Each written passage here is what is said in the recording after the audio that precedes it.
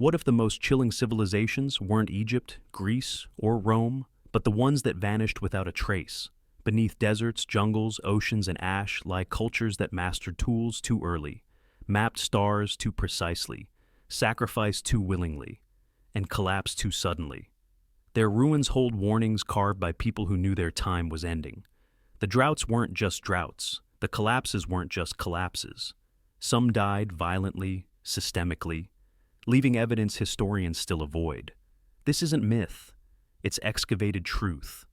Tonight we uncover 33 lost civilizations whose disappearance forms a pattern that still haunts the earth to this very day. Picture this: mud brick houses packed so tight that you couldn't walk between them. No streets, no alleys, just a honeycomb of dwellings where families entered through holes in their roofs, moving across the settlement like ants on a mound. Smoke drifted from every hearth, carrying the smell of burned grain, cooking meat, and something else. Something that archaeologist James Mellart couldn't identify when he first excavated the site in the 1960s. Something that lingered in the ancient plaster like a stain. Children played on terraces while their parents lived, literally, on top of the dead. This was Çatal Höyük, in what is now Turkey, around 7500 BCE. For nearly 2,000 years, it thrived as one of humanity's first large settlements. 9,000 people crammed into a space the size of a few city blocks, creating population densities that wouldn't be matched again until medieval European cities. The official story? A peaceful farming community, the first experiment in urban living. Archaeologists initially celebrated Çatal Höyük as evidence that humans could live together in harmony, sharing resources and space without the warfare that would plague later civilizations. The reality carved into their bones tells a different tale. Excavations reveal that every house, every single one, was built over burial sites. Not just family members buried respectfully beneath floors, but multiple generations layered like geological strata. Families slept inches above skulls of their ancestors, their children's toys scattered among bones that had been deliberately painted with ochre. The dead weren't honored in distant cemeteries. They were the literal foundation of daily life. When archaeologists from Stanford University began systematic analysis in the 1990s, they found over 400 skeletons beneath house floors. Carbon dating showed that some burial chambers had been used continuously for centuries, with new bodies added as space allowed, and older remains pushed aside to make room. Wall paintings throughout the settlement tell the story of a culture obsessed with death and renewal. Vultures picked clean human bodies while dancers celebrated below. In one fresco from Building 77, headless corpses appear to dance among the living, their necks spurting blood that transforms into flowering vines. Another mural shows giant vultures attacking headless human figures while women give birth in the background. Life and death intertwined in ways that modern minds struggle to comprehend. But the most chilling discovery came when bioarchaeologist Clark Spencer Larson examined the skeletons themselves. Trauma patterns on the bones, fractured skulls, broken ribs, defensive wounds on forearms suggest routine violence. Not the organized warfare of later civilizations, but intimate, personal violence. These weren't warriors dying in the distant battles. These were neighbors, family members, people who shared walls and slept over the same ancestral bones. The violence was gender neutral and age indiscriminate. Children's skeletons show healing fractures that suggest repeated abuse. Adult women and men bear evidence of blunt force trauma to heads and torsos. Some skulls were modified post-mortem, deliberately shaped and painted, suggesting that violence and death had become ritualized, integrated into daily spiritual practice. The settlement's final century shows increasingly frantic construction, houses rebuilt constantly, layers of plaster applied and reapplied, as if to cover something that kept bleeding through. Walls that had stood for generations were suddenly reinforced. Doorways were blocked and redirected. The archaeological layers from 5800 to 5700 BCE show construction patterns that suggest panic, rapid building and rebuilding, as if the inhabitants were trying to contain something that kept escaping. Then, around 5700 BCE, they simply left. No signs of invasion, no evidence of natural disaster, no indication of resource depletion, just empty houses, cold hearths, and wall paintings that no one would see for 7,000 years. They walked away from the most successful urban experiment in human history and never looked back. They had created humanity's first urban nightmare, a city where the living could never escape the dead, where violence became routine, and where paradise had been built on graves. The bones beneath their floors weren't just ancestors. They were warnings of what urban life could become when too many people shared too little space for too long. And they wouldn't be the last to vanish without leaving a reason. Across what is now Ukraine, Romania, and Moldova, archaeologists have uncovered something that shouldn't exist. Massive settlements that were methodically burned to the ground every 3 generations. Not by enemies, not by accident. By their own inhabitants in acts of collective destruction so systematic that the burn patterns are visible from satellites orbiting 400 miles above Earth. For over 2,000 years, from 4,800 to 3,000 BCE, the Kukatani Tripilia culture built some of Europe's largest prehistoric cities. Settlements like Maidanetske and Nebelivka, housing up to 15,000 people spread across hundreds of acres. Urban centers larger than contemporary Sumerian cities, larger than early dynastic Egypt, larger than anything that would exist in Europe again until the Middle Ages. Their pottery was so sophisticated that modern artists still study the spiral patterns that seem to hypnotize viewers, drawing the eye into endless geometric loops. Their houses were 2 stories tall with ovens, storage areas, and walls painted in red ochre patterns that archaeologist Mikhail Videyko describes as visual music, repetitive motifs that create psychological effects when viewed for extended periods.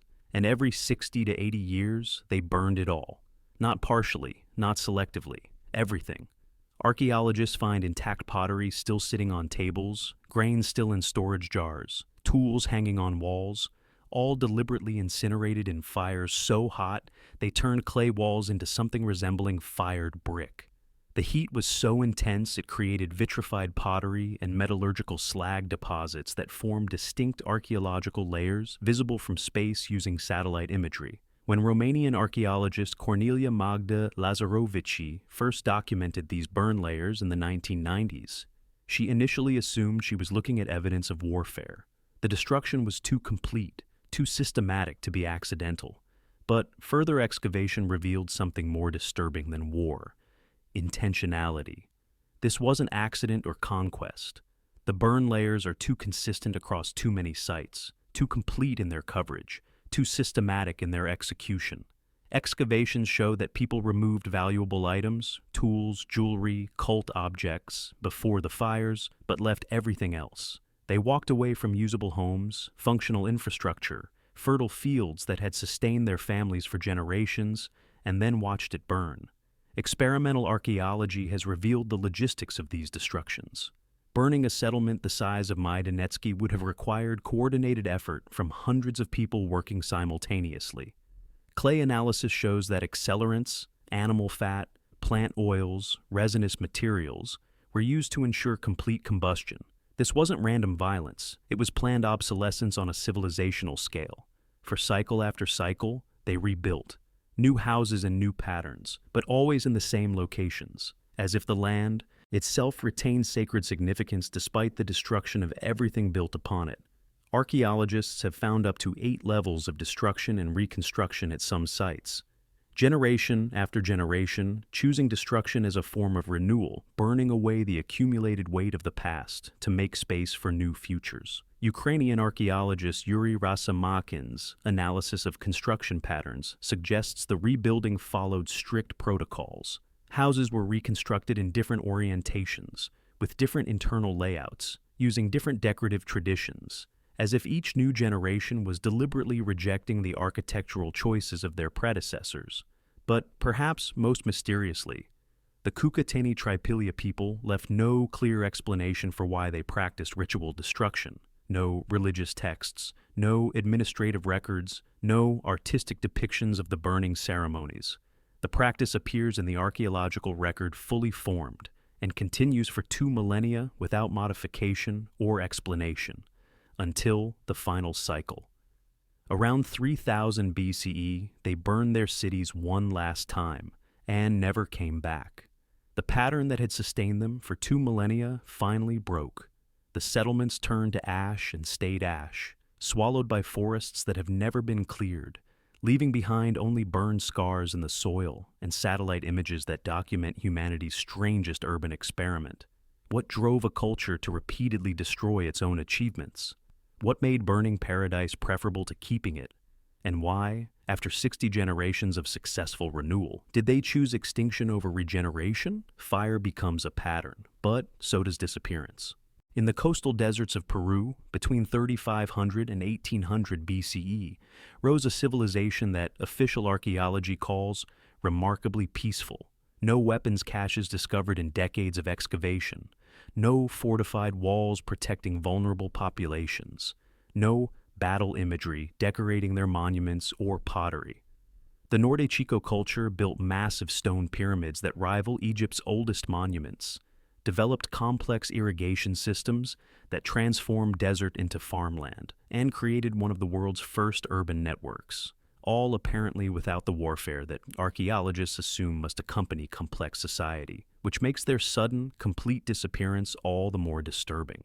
The wind still moves across their pyramid complexes at Corral, Huaricanga, and a dozen other sites scattered along Peru's Pacific coast. Stone platforms rise from desert valleys like geometric mountains, their precisely engineered steps catching shadows that reveal construction techniques requiring thousands of workers coordinated over decades. These weren't small communities scratching survival from marginal landscapes. Some settlements housed thousands of people in planned cities that covered hundreds of acres. When archaeologist Ruth Shady first began excavating Corral in 1997, she uncovered a sophistication that challenged everything scholars thought they knew about early American civilizations. The inhabitants developed complex agriculture based on irrigation canals that channeled water from Andean rivers across seemingly impossible distances. They created intricate textiles using cotton, cultivated in the desert oases. They left behind knotted string devices called quaipus that may represent one of humanity's earliest recording systems, administrative tools that recorded information using color patterns and knot configurations that remain largely undeciphered. But they left no weapons, no fortress walls, no depictions of conflict or conquest carved into their monuments or painted on their pottery, or so it seemed. Recent excavations led by archaeologist Jonathan Haas have revealed a darker pattern lurking beneath Norte Chico's peaceful facade.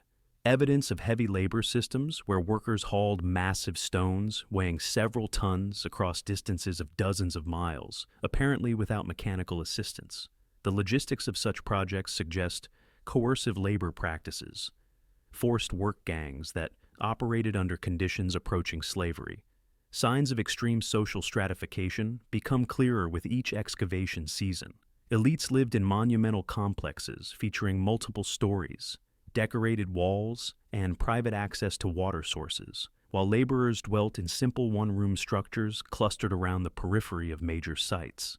Isotope analysis of skeletal remains shows that different social classes ate dramatically different diets, elites consuming marine proteins and exotic foods, while workers survived primarily on cultivated plants.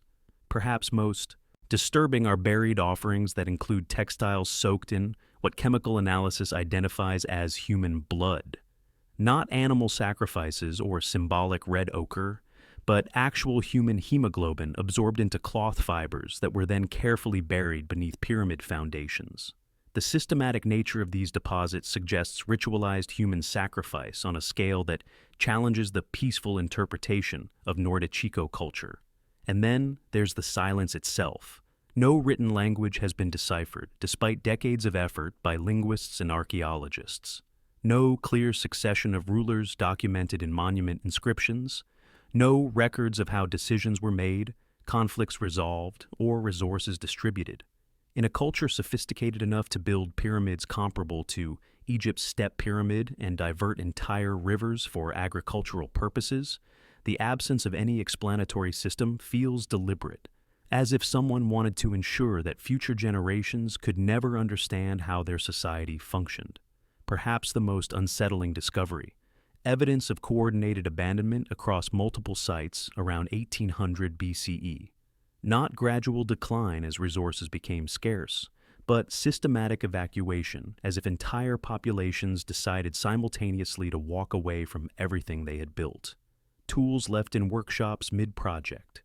Irrigation channels left half-finished despite representing years of labor. Pyramids left incomplete with construction materials still scattered around their bases. They vanished so thoroughly that their existence wasn't confirmed until the 1990s, despite their cities being larger than anything in the Americas for the next 3,000 years.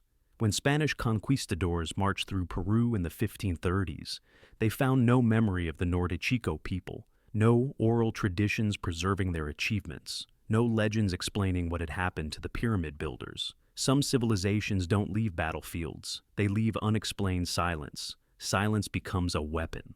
Imagine Manhattan with perfect plumbing, streets laid out in grids more precise than modern city planning, with main avenues running exactly 30 feet wide, and side streets maintaining uniform, 10-foot widths across hundreds of miles. Standardized bricks manufactured to specifications that didn't vary across a subcontinent, every brick measuring exactly 4:2:1 in proportional ratios, so consistent that archaeologists can identify Indus Valley construction from a single fragment.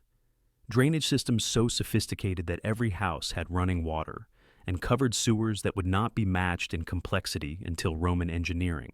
This was the Indus Valley civilization, spread across what is now Pakistan and northwest India, from 3300 to 1300 BCE. At its height around 2600 BCA, it covered more territory than Egypt and Mesopotamia combined. Over 500,000 square miles of sophisticated urban planning. Cities like Harappa and Mohenjo-Daro housed over 40,000 people each in urban centers that rivaled anything built for the next 4,000 years. And then they vanished as if they had never existed. The engineering was extraordinary, multi-story houses equipped with private wells and sophisticated bathrooms, featuring sit-down toilets connected to citywide sewage systems, public baths with precise geometric dimensions and waterproof bitumen coatings that prevented leaks for centuries, dockyard facilities at Lothal designed for ships traveling across the Arabian Sea, complete with tidal basins and spillway systems that regulated water flow. Art and artifacts showing trading connections from Central Asia to Gujarat, evidenced by carnelian beads from Rajasthan, copper from Oman, and lapis lazuli from Afghanistan. Their standardization was obsessive, weights and measurements uniform across hundreds of settlements, so accurate that archaeologists use them to date other cultures. Pottery wheels that produced vessels with wall thicknesses varying less than a millimeter. Urban planning that followed identical principles whether applied to major cities or small farming communities. But no palaces rise above the urban grid, no monumental temples dominate city centers, no obvious signs of kings or priests or armies, just orderly, prosperous, egalitarian cities where everyone seemed to live remarkably well, until they didn't. Around 1900 BCE, the urban centers began to hollow out, not destroyed by warfare, abandoned by choice. Excavations at Mohenjo-Daro reveal skeletons scattered in the streets, people who died where they fell, but not from war or violence. The bodies show no weapon wounds, no signs of conflict. They appear to have simply stopped. British archaeologist Sir Mortimer Wheeler initially interpreted these skeletons as evidence of massacre, but modern analysis by bioarchaeologist Kenneth Kennedy reveals a different story. The scattered remains show signs of malnutrition, disease, and exposure, as if people were dying slowly from systemic collapse, rather than sudden catastrophe. Construction became shoddy during the final centuries. The famous standardized bricks gave way to rough, uneven masonry using whatever materials remained available. Drainage systems clogged and weren't repaired, leading to standing water and unsanitary conditions. Houses were subdivided into smaller and smaller units, as if survivors were squatting in ruins they no longer understood how to maintain. The decline wasn't uniform. Some cities like Dolavira show evidence of increasingly desperate water conservation measures, sophisticated dams and reservoirs built to capture every drop of monsoon rainfall. Others, like Kalibangan, were simply abandoned, their inhabitants walking away from perfectly functional infrastructure. Most mysteriously, the Indus script, carved on thousands of seals and pottery fragments found throughout their territory, remains undeciphered after 150 years of scholarly effort. Their language died with them completely. We can read Egyptian hieroglyphs from the same period, we can translate Mesopotamian cuneiform business contracts, but the daily thoughts, fears, and final words of the Indus people remain locked in symbols that may not even represent language as we understand it. Recent research by Asko Parpola suggests the script may have been primarily administrative, recording quantities and transactions, rather than literature or religious texts. If so, the Indus people may have possessed one of history's most sophisticated civilizations, while leaving behind no written record of their inner lives. Engineering genius does not guarantee resilience. Then comes the civilization that shouldn't have existed at all. In the archives of Hattusa, capital of the Hittite Empire, clay tablets still bear the desperate words of a dying kingdom, letters to Egypt begging for grain shipments to feed populations facing their third consecutive year of crop failure. Diplomatic correspondence that breaks off mid-sentence, as if scribes fled before finishing their work. Treaties with allies who were already ghosts, kingdoms that had promised mutual support, but were themselves collapsing under pressures no one understood. For over 400 years, from 1600 to 1178 BCE, the Hittites ruled an empire that stretched from the Aegean Sea to the Euphrates River. They were the third great power of the ancient world, equal to Egypt and Babylon in wealth and military might. Their armies fought Ramses II into a standstill at the Battle of Kadesh, the largest chariot battle in recorded history. Their archives preserved the world's oldest known peace treaty, a diplomatic agreement between Hattusili III and Ramses II that established principles of international law still recognized today. Their capital city covered over 400 acres, protected by massive cyclopean walls and gates carved with stone lions whose eyes seemed to watch every approach. Royal palaces sprawled across terraced levels, their audience halls decorated with reliefs showing tribute bearers from across the known world. Administrative buildings housed archives containing over 30,000 tablets written in 8 different languages. Temples dedicated to 1,000 gods attracted pilgrims from Syria to the Black Sea. Hattusa was more than a capital. It was a statement that human civilization could master the mountainous terrain of Anatolia and create order from the chaos of competing tribes and kingdoms.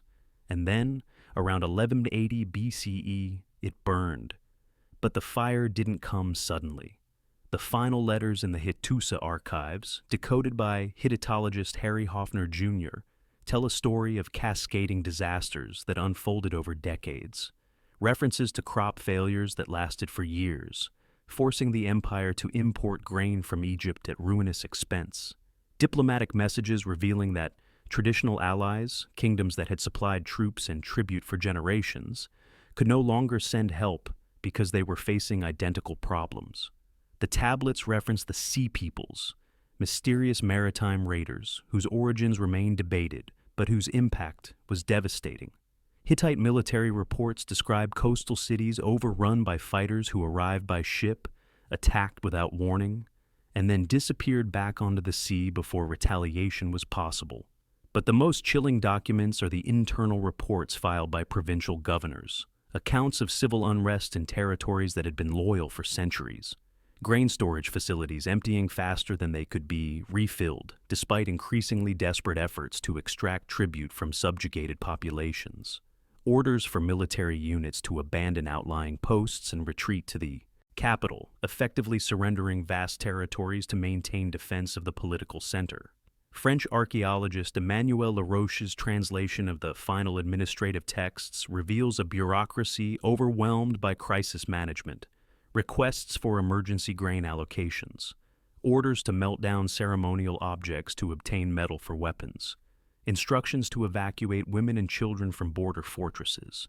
The tablets show an empire that had ruled for 4 centuries suddenly reduced to reactive survival measures. The last datable tablet from Hattusa is a letter addressed to the king of Ugarit, instructing him to send tribute immediately to support military operations against unspecified enemies.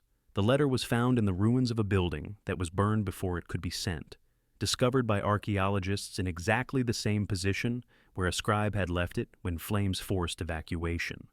When German archaeologist Kurt Bittel excavated the royal archives in the 1960s, he found rooms full of tablets baked hard by the fire that destroyed them. Administrative records that end abruptly in mid-inventory, treaty documents that were being copied when the flames arrived, personal letters from officials who must have known they were writing their own obituaries but continued working until the physical infrastructure of their civilization collapsed around them. The Hittite Empire, which had dominated the Near East for centuries, vanished so completely that historians lost track of its existence for over 3,000 years. Not until 19th century archaeologists began deciphering cuneiform tablets did scholars realize that biblical references to Hittites actually described one of the ancient world's greatest powers. Power does not protect against systemic failure, it accelerates it. Frescoes of blue dolphins still shimmer on palace walls at Knossos, their painted eyes following visitors through corridors that once echoed with the laughter of children and the murmur of merchants from a dozen Mediterranean ports. Painted lilies bloom eternally in stairwells, where priestesses once carried sacred offerings to bull-horned altars. Storage jars tall as a person stand in rows. Pithoi that once held olive oil, wine, and grain sufficient to sustain thousands, waiting for provisions that will never come. This was Minoan Crete from 3000 to 1100 BCE, Europe's first great maritime civilization and arguably its most beautiful. They built palaces without defensive walls, trusting in their naval supremacy and diplomatic skill to protect them. Their art celebrated life, nature, and human joy, with a sophistication that wouldn't be matched in Europe for another 1,000 years.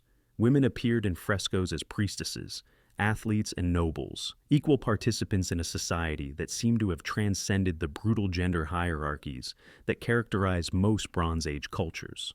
The Minoans established trade networks that reached from Egypt to Britain, their distinctive pottery appearing in royal tombs from Mesopotamia to Spain.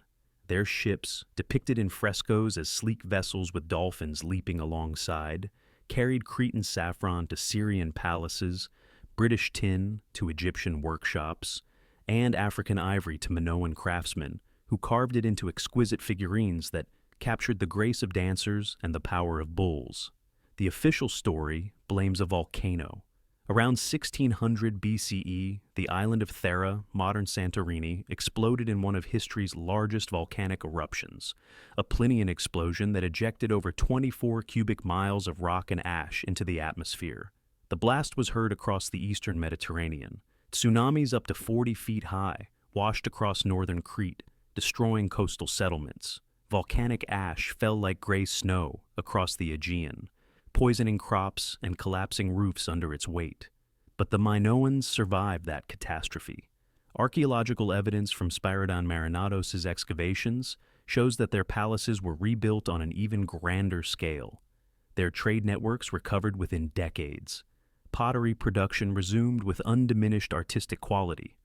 For another 150 years, Minoan civilization continued to flourish, suggesting that their society possessed the resilience and organizational capacity to recover from even catastrophic natural disasters.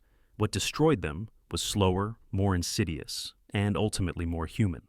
Excavations by British archaeologist Arthur Evans and his successors reveal burn layers in palace storage halls at Knossos, Phaistos, and Malea, fires set by human hands, not falling ash from distant volcanoes. The burning was selective and deliberate. Administrative areas were targeted while religious spaces were often left intact. Linear A tablets, the undeciphered script that recorded Minoan administrative transactions, simply stop appearing around 1450 BCE, as if the entire bureaucratic system that had managed a maritime empire collapsed overnight. Perhaps most tellingly, the famous bull-leaping frescoes in the palace corridors were plastered over and covered with military-themed art in a completely different style. Images of warriors in Greek armor replaced the graceful athletes who had once danced with sacred bulls. The peaceful iconography that had defined Minoan art for a millennium was systematically erased and replaced with the aggressive symbolism of conquerors. New pottery appears in the ruins, crude, angular designs that share nothing with the flowing curves and natural motifs of Minoan artistic traditions. This was Mycenaean Greek pottery, the work of mainland warriors who had crossed the sea to claim a kingdom weakened by natural disaster and internal strife. Linear B tablets found in the final layers of Knossos record Greek names, Greek gods, and Greek administrative practices imposed on a conquered population. But even the conquerors couldn't sustain what the Minoans had built. The elaborate palace complexes with their labyrinthine layouts and sophisticated hydraulic systems gradually fell into disrepair. The trade networks that had connected Crete to 3 continents withered as new powers emerged in the eastern Mediterranean. The sophisticated agricultural terraces that had fed the island's population were left to erode into the sea, their maintenance requiring knowledge and cooperation that the new rulers couldn't provide. By 1100 BCE, the palace centers were completely abandoned. The last Mycenaean governors had retreated to fortified hilltops, ruling over scattered villages rather than the cosmopolitan trading empire they had inherited. The sophisticated urban civilization that had flourished for 2 millennia dissolved into the pastoral communities that would eventually give rise to classical Greek city-states. They survived volcanic ash and tsunami waves, only to be consumed by political collapse, social revolution, and military conquest. Nature wounded them, humans finished the job, and just across the ocean, another civilization rose and vanished under equally strange circumstances. In the jungles of Mexico, colossal heads still stare through curtains of vines and morning mist, their basalt faces weathered but unbroken after 3,000 years. These monuments, 17 discovered so far, stand 8 feet tall and weigh 15 tons each, carved with a precision that modern sculptors struggle to match using power tools. Each head is unique, different facial features, different headdresses, different expressions ranging from serene authority to fierce determination. These were portraits of forgotten rulers who commanded an empire that stretched from the Gulf Coast to the Pacific Highlands. The Olmec civilization from 1600 to 400 BCE was Mesoamerica's mother culture, the foundational society that would influence every major civilization that followed. They invented the ball game that would obsess later cultures across Central America. They created the first known writing system in the Americas, using glyphs that combined phonetic and ideographic elements. They carved jade masks and figurines with such delicate precision that the translucent green stone seems to breathe with inner life. They also originated human sacrifice on an industrial scale. Official archaeology, particularly the work of early 20th century scholars like Matthew Stirling, described them as a peaceful culture that faded naturally, gentle farmers and artists who created beautiful objects and then simply disappeared as more aggressive cultures took their place. This interpretation dominated Mesoamerican studies for decades, painting the Olmec as noble primitives whose main accomplishments were artistic rather than political or military. The reality carved in stone and bone tells a very different story. At San Lorenzo, their greatest city, archaeologists Anne Cyphers found evidence of violent upheaval around 900 BCE that suggests systematic destruction carried out by the Olmec themselves. The colossal heads, monuments to divine kings who claimed descent from jaguars and serpents, had been systematically toppled, mutilated, and buried. Not by enemies seeking to erase Olmec culture, but by the Olmec themselves in what appears to have been a deliberate dismantling of their own political system. Ceremonial altars throughout the site were smashed with deliberate precision, their fragments scattered in patterns that suggest ritual destruction rather than random vandalism. Stone drains that had carried away sacrificial blood from temple platforms were deliberately clogged with rubble and debris. The destruction was too methodical to be random violence, too complete to be simple warfare. The Olmec elite appears to have orchestrated the systematic destruction of their own cult of personality before abandoning their cities to the encroaching jungle. Recent excavations led by archaeologist Christopher Poole have revealed the true scope of Olmec ritual violence. Infant burials beneath ceremonial platforms show evidence of deliberate sacrifice, children killed, specifically to consecrate religious buildings. Mass graves of young men with their hands bound behind their backs suggest systematic execution of prisoners or slaves. Chemical analysis of jade ornaments found in elite burials reveals that many were crafted from human bone. Not just any bone, but specifically skull fragments that had been ground into powder and mixed with jade dust to create a composite material that combined human essence with sacred stone. But perhaps most disturbing was the Olmec tradition of ritual ball games played with human heads. Archaeological evidence from ball courts at La Venta and Tres Zapotes shows stone rings and platforms stained with human blood, chemical residue that has survived for millennia. Spanish chroniclers recording Aztec traditions mentioned that the ancient ones had played ball games where decapitated heads were used instead of rubber balls, a practice so horrific that even sacrifice-practicing Aztecs spoke of it with revulsion. The famous Olmec jade masks weren't just art. They were death masks, carved from the faces of sacrificial victims, and then worn by priests during ceremonies where living people were killed to feed the gods.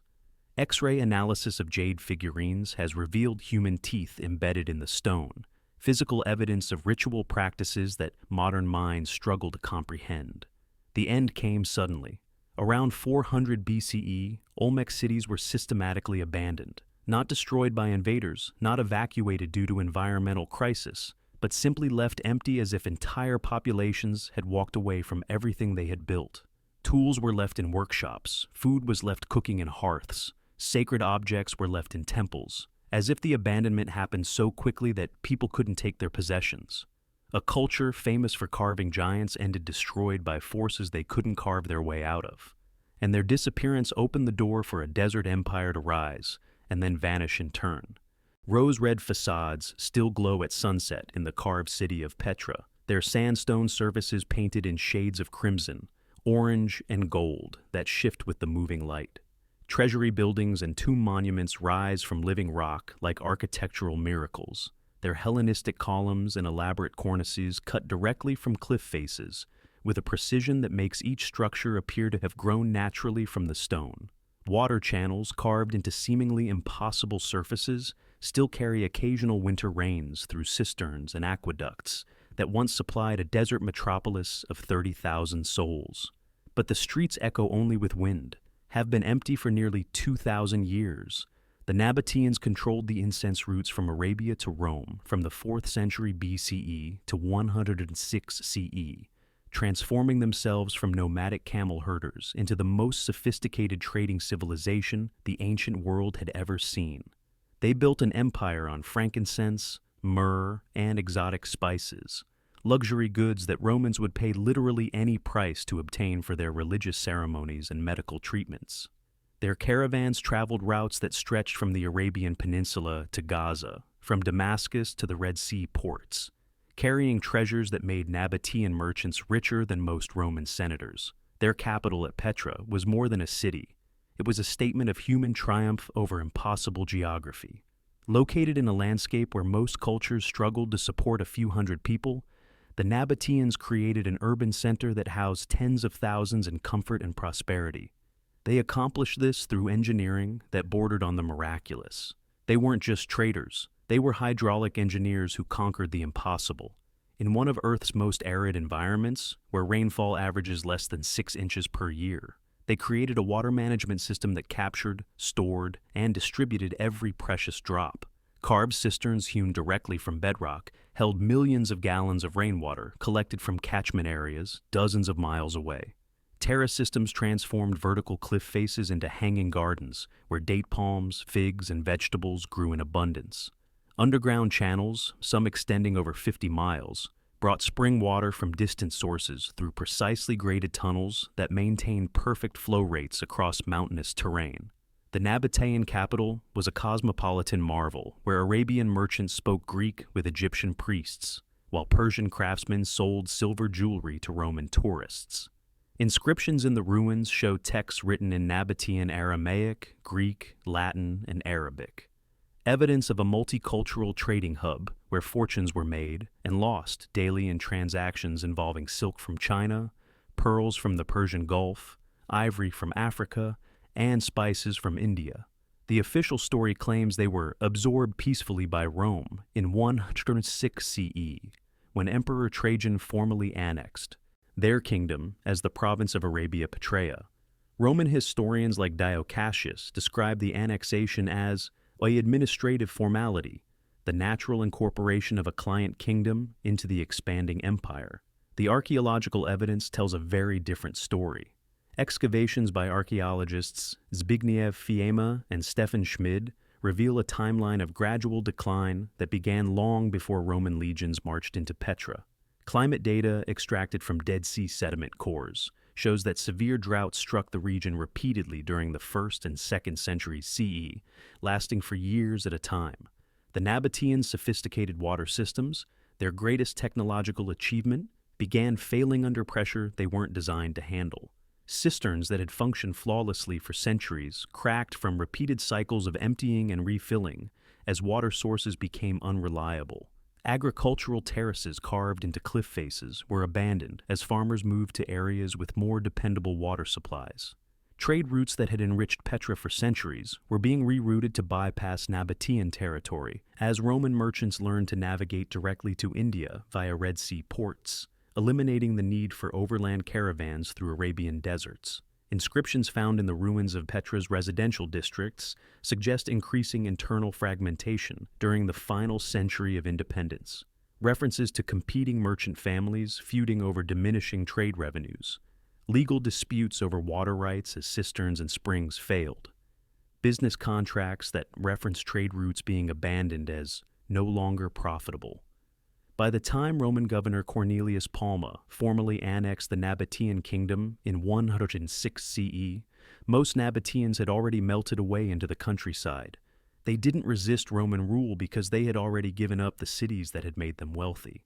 Archaeological evidence shows that Petra's population had declined by over 80% before the first Roman administrator arrived to take formal control.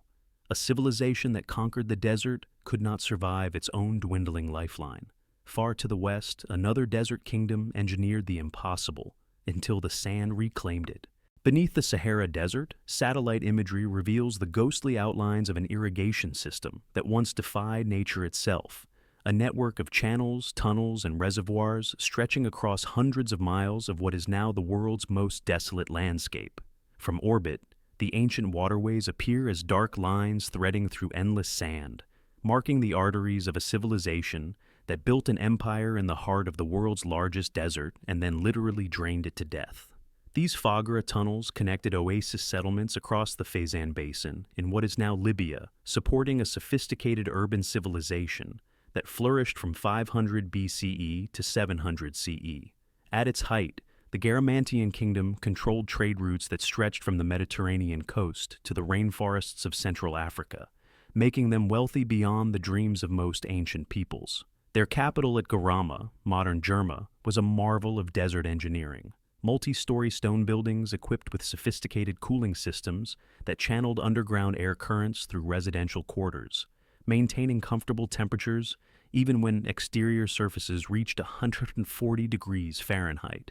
They smelted iron using techniques that wouldn't appear in sub-Saharan Africa for another 1,000 years, creating tools and weapons that gave them decisive advantages over neighboring peoples.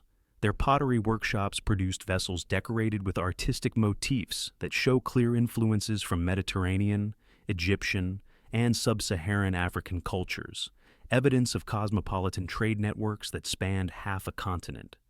Roman accounts by writers like Pliny the Elder and Tacitus describe the Garamantes as the most civilized of the African peoples, masters of advanced metallurgy and sophisticated agriculture, who built cities that rivaled anything north of the Sahara. Roman expeditions that penetrated Garamantian territory returned with accounts of irrigation systems that turned desert wasteland into productive farmland, supporting population densities that seemed impossible in such an arid environment. Their greatest achievement was also their ultimate doom, the Fagra system that modern hydrologists consider one of the most ambitious engineering projects in ancient history. Underground tunnels, some stretching over 6 miles from source to destination, tapped into fossil water, aquifers buried deep beneath the desert floor. These engineering marvels required precise mathematical calculations to maintain proper gradients across vast distances, ensuring that water flowed steadily from highland sources to lowland agricultural areas without losing pressure or creating dangerous floods. The construction alone represented a monumental investment of human labor.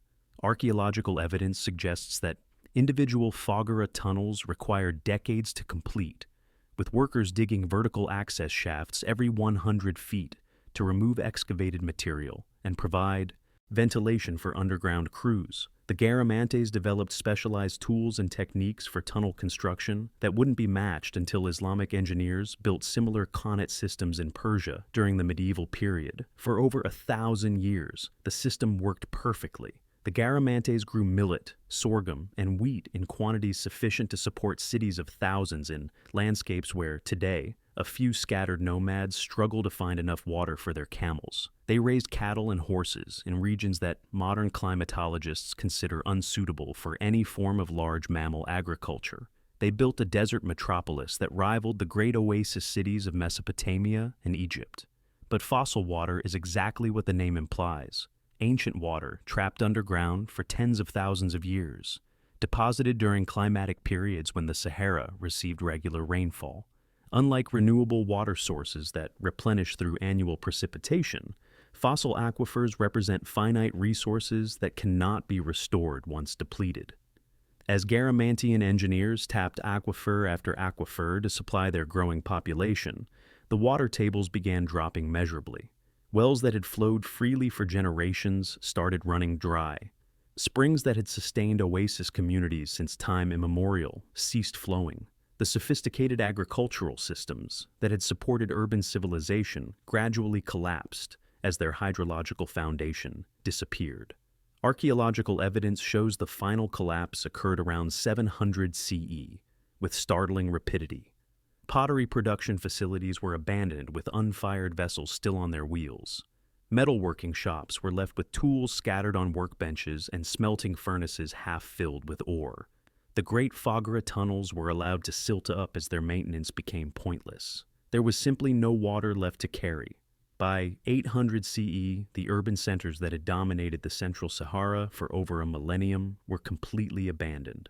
The trade routes that had made the Garamantes wealthy were taken over by Arab merchants who used camels instead of permanent settlements to traverse the desert.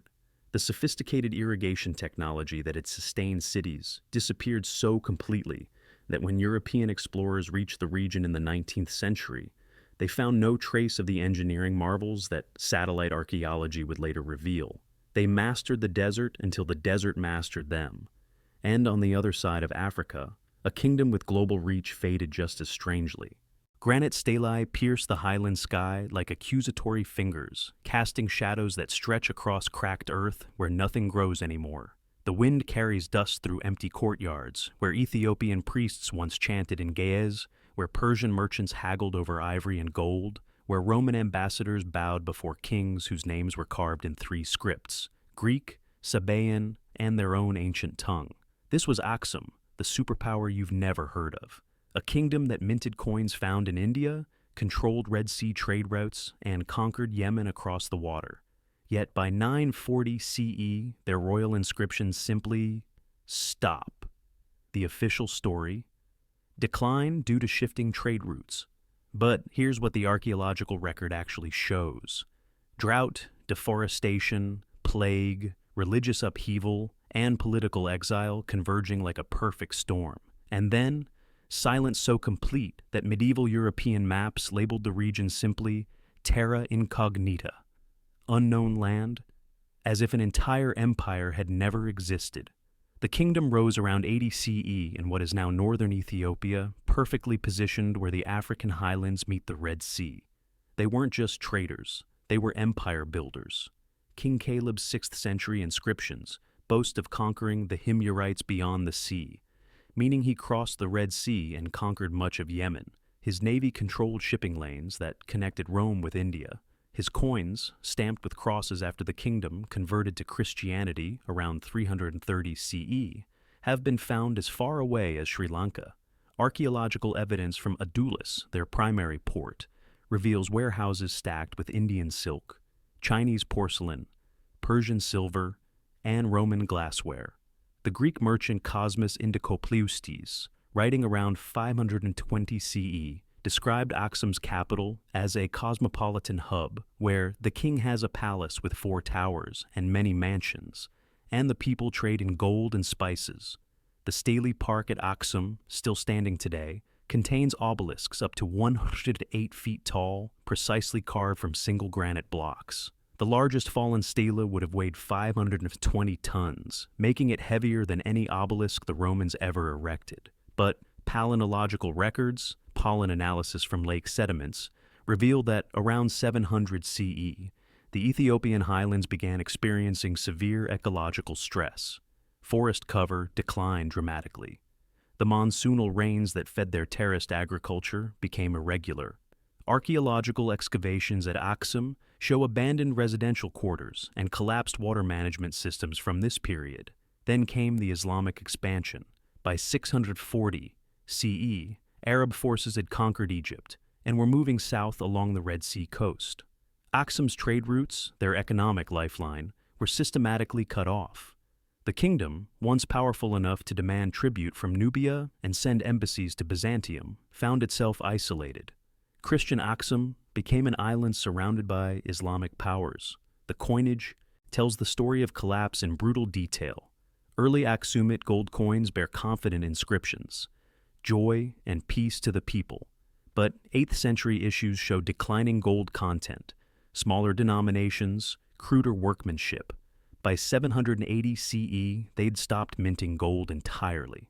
Silver coins from the early 9th century are crude, irregular, often broken. Then the coins stop altogether. Royal inscriptions follow the same pattern. The famous trilingual inscriptions of Ezana, 4th century, declare victory in 3 languages across vast territories. Later, kings still carved their achievements in stone, but the inscriptions grow shorter, more defensive. King Arma's 7th century texts mention protecting the churches rather than conquering enemies. Then, abruptly, the royal inscriptions cease. The last dated inscription is from around 850 CE. After that, archaeological silence. What happened to the people? Oral traditions collected by 20th century ethnographers suggest mass migration southward into the Ethiopian highlands. The Zagwe dynasty, which emerged around 1137 CE, claimed Aksumite heritage but ruled from Lalibela, far from the old capital. When Portuguese explorer Francisco Alvares reached the region in 1520, he found the ancient city mostly ruined, inhabited by a few hundred people who told stories about the great kings, but couldn't read the inscriptions their ancestors had carved. The archaeological layers tell a story of gradual abandonment rather than violent destruction. No burn layers, no scattered weapons, no mass graves. The elite simply left. Their palaces were abandoned room by room. Pottery sequences show a gradual shift from fine wheel-thrown ceramics to crude, handmade vessels. The sophisticated stone architecture gives way to simple timber and mud construction. A civilization that once carved 100-foot obelisks ended with people who couldn't maintain stone buildings. But perhaps the strangest part is how completely Aksum vanished from outside memory. Medieval Islamic geographers who meticulously documented African kingdoms mention Aksum only in past tense.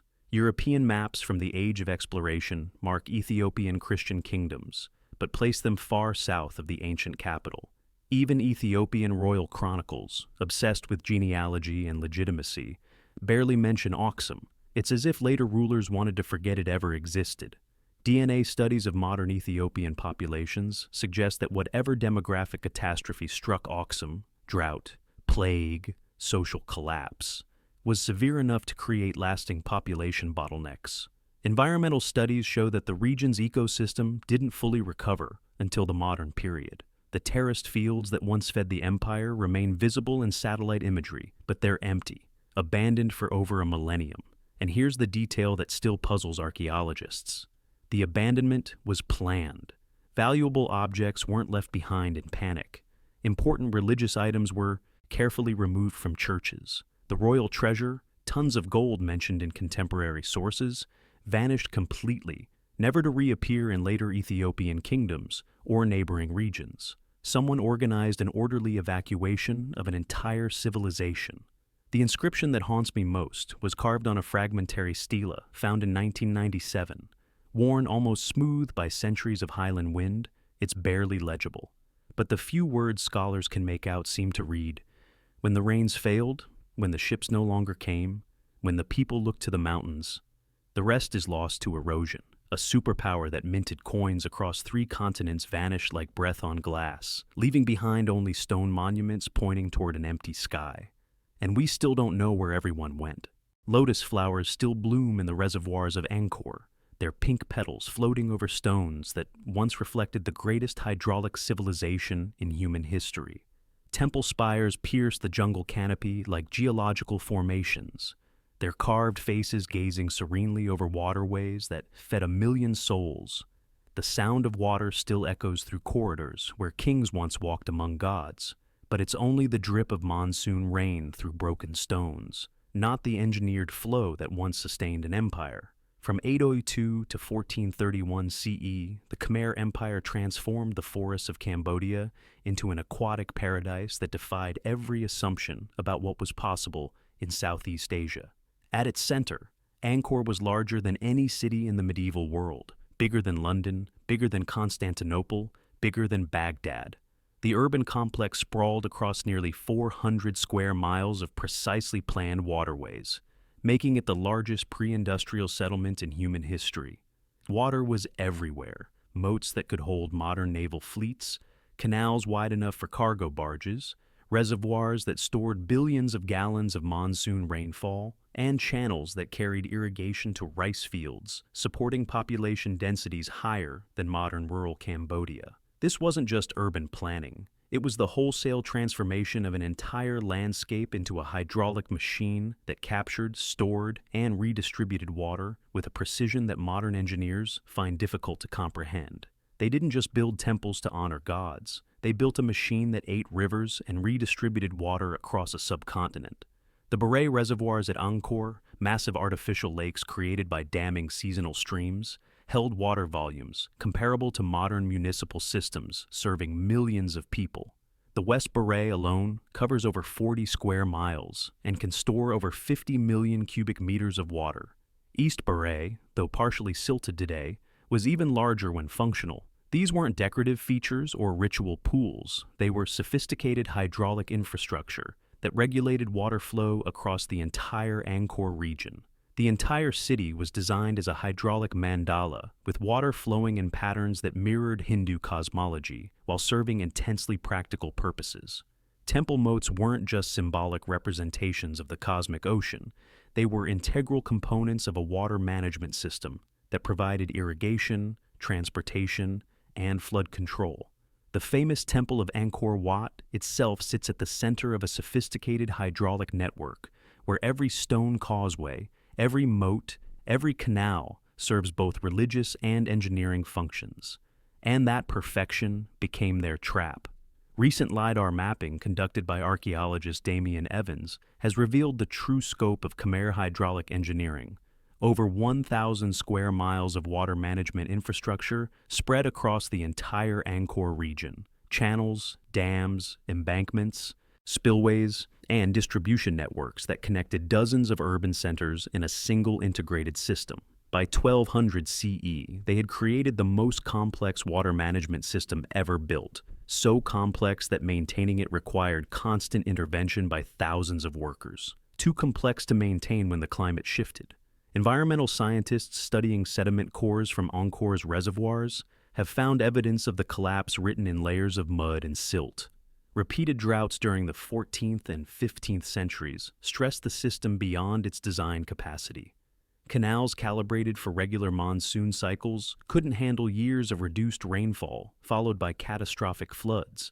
The network that had sustained millions for 6 centuries began to clog with sediment, overflow during unexpected deluges, and fail in cascading patterns that no amount of human labor could repair. But drought alone didn't destroy Angkor. The hydraulic system's very sophistication made it fragile. When parts of the network failed, the failures cascaded through the entire system like dominoes falling. Farmers dependent on precise irrigation timing found their fields flooding during dry seasons or drying out during monsoons. Urban populations that had grown far beyond the land's natural carrying capacity faced starvation as agricultural systems became unpredictable. Recent excavations by French archaeologists at Angkor Thom reveal the final centuries. evidence of increasingly desperate repairs, modifications, and workarounds as engineers tried to maintain a system that was fundamentally breaking down. Channels were rerouted, dams were raised, and new reservoirs were dug.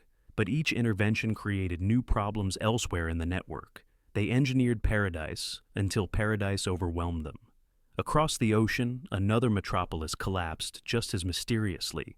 Grass-covered mounds still rise from the Illinois prairie like green pyramids, their slopes now grazed by cattle, who have no idea they're walking over one of North America's greatest archaeological mysteries. The largest, Monk's Mound, covers 14 acres at its base, larger than the Great Pyramid of Giza, and rises 100 feet into the Midwest sky. Between 1050 and 1350 CE, these earthworks anchored the greatest city north of Mexico, a metropolis that housed 20,000 people when London had barely 25,000. And then, sometime around 1300 CE, everyone left. Not gradually over decades as resources dwindled, not in waves as families sought better opportunities elsewhere. Overnight, as if an entire civilization had simply decided to walk away from everything they had built. Cahokia dominated the American Midwest for 3 centuries, sitting like a spider at the center of trade networks that spanned half a continent. Located at the confluence of the Missouri, Illinois, and Mississippi rivers, the crossroads of North America's inland waterways, it controlled commerce flowing from the Great Lakes to the Gulf of Mexico. Archaeological evidence shows goods flowing into the city from as far away as the Rocky Mountains and the Atlantic coast. Obsidian from Yellowstone, copper from Lake Superior, shells from the Gulf Coast, and mica from the Appalachian Mountains.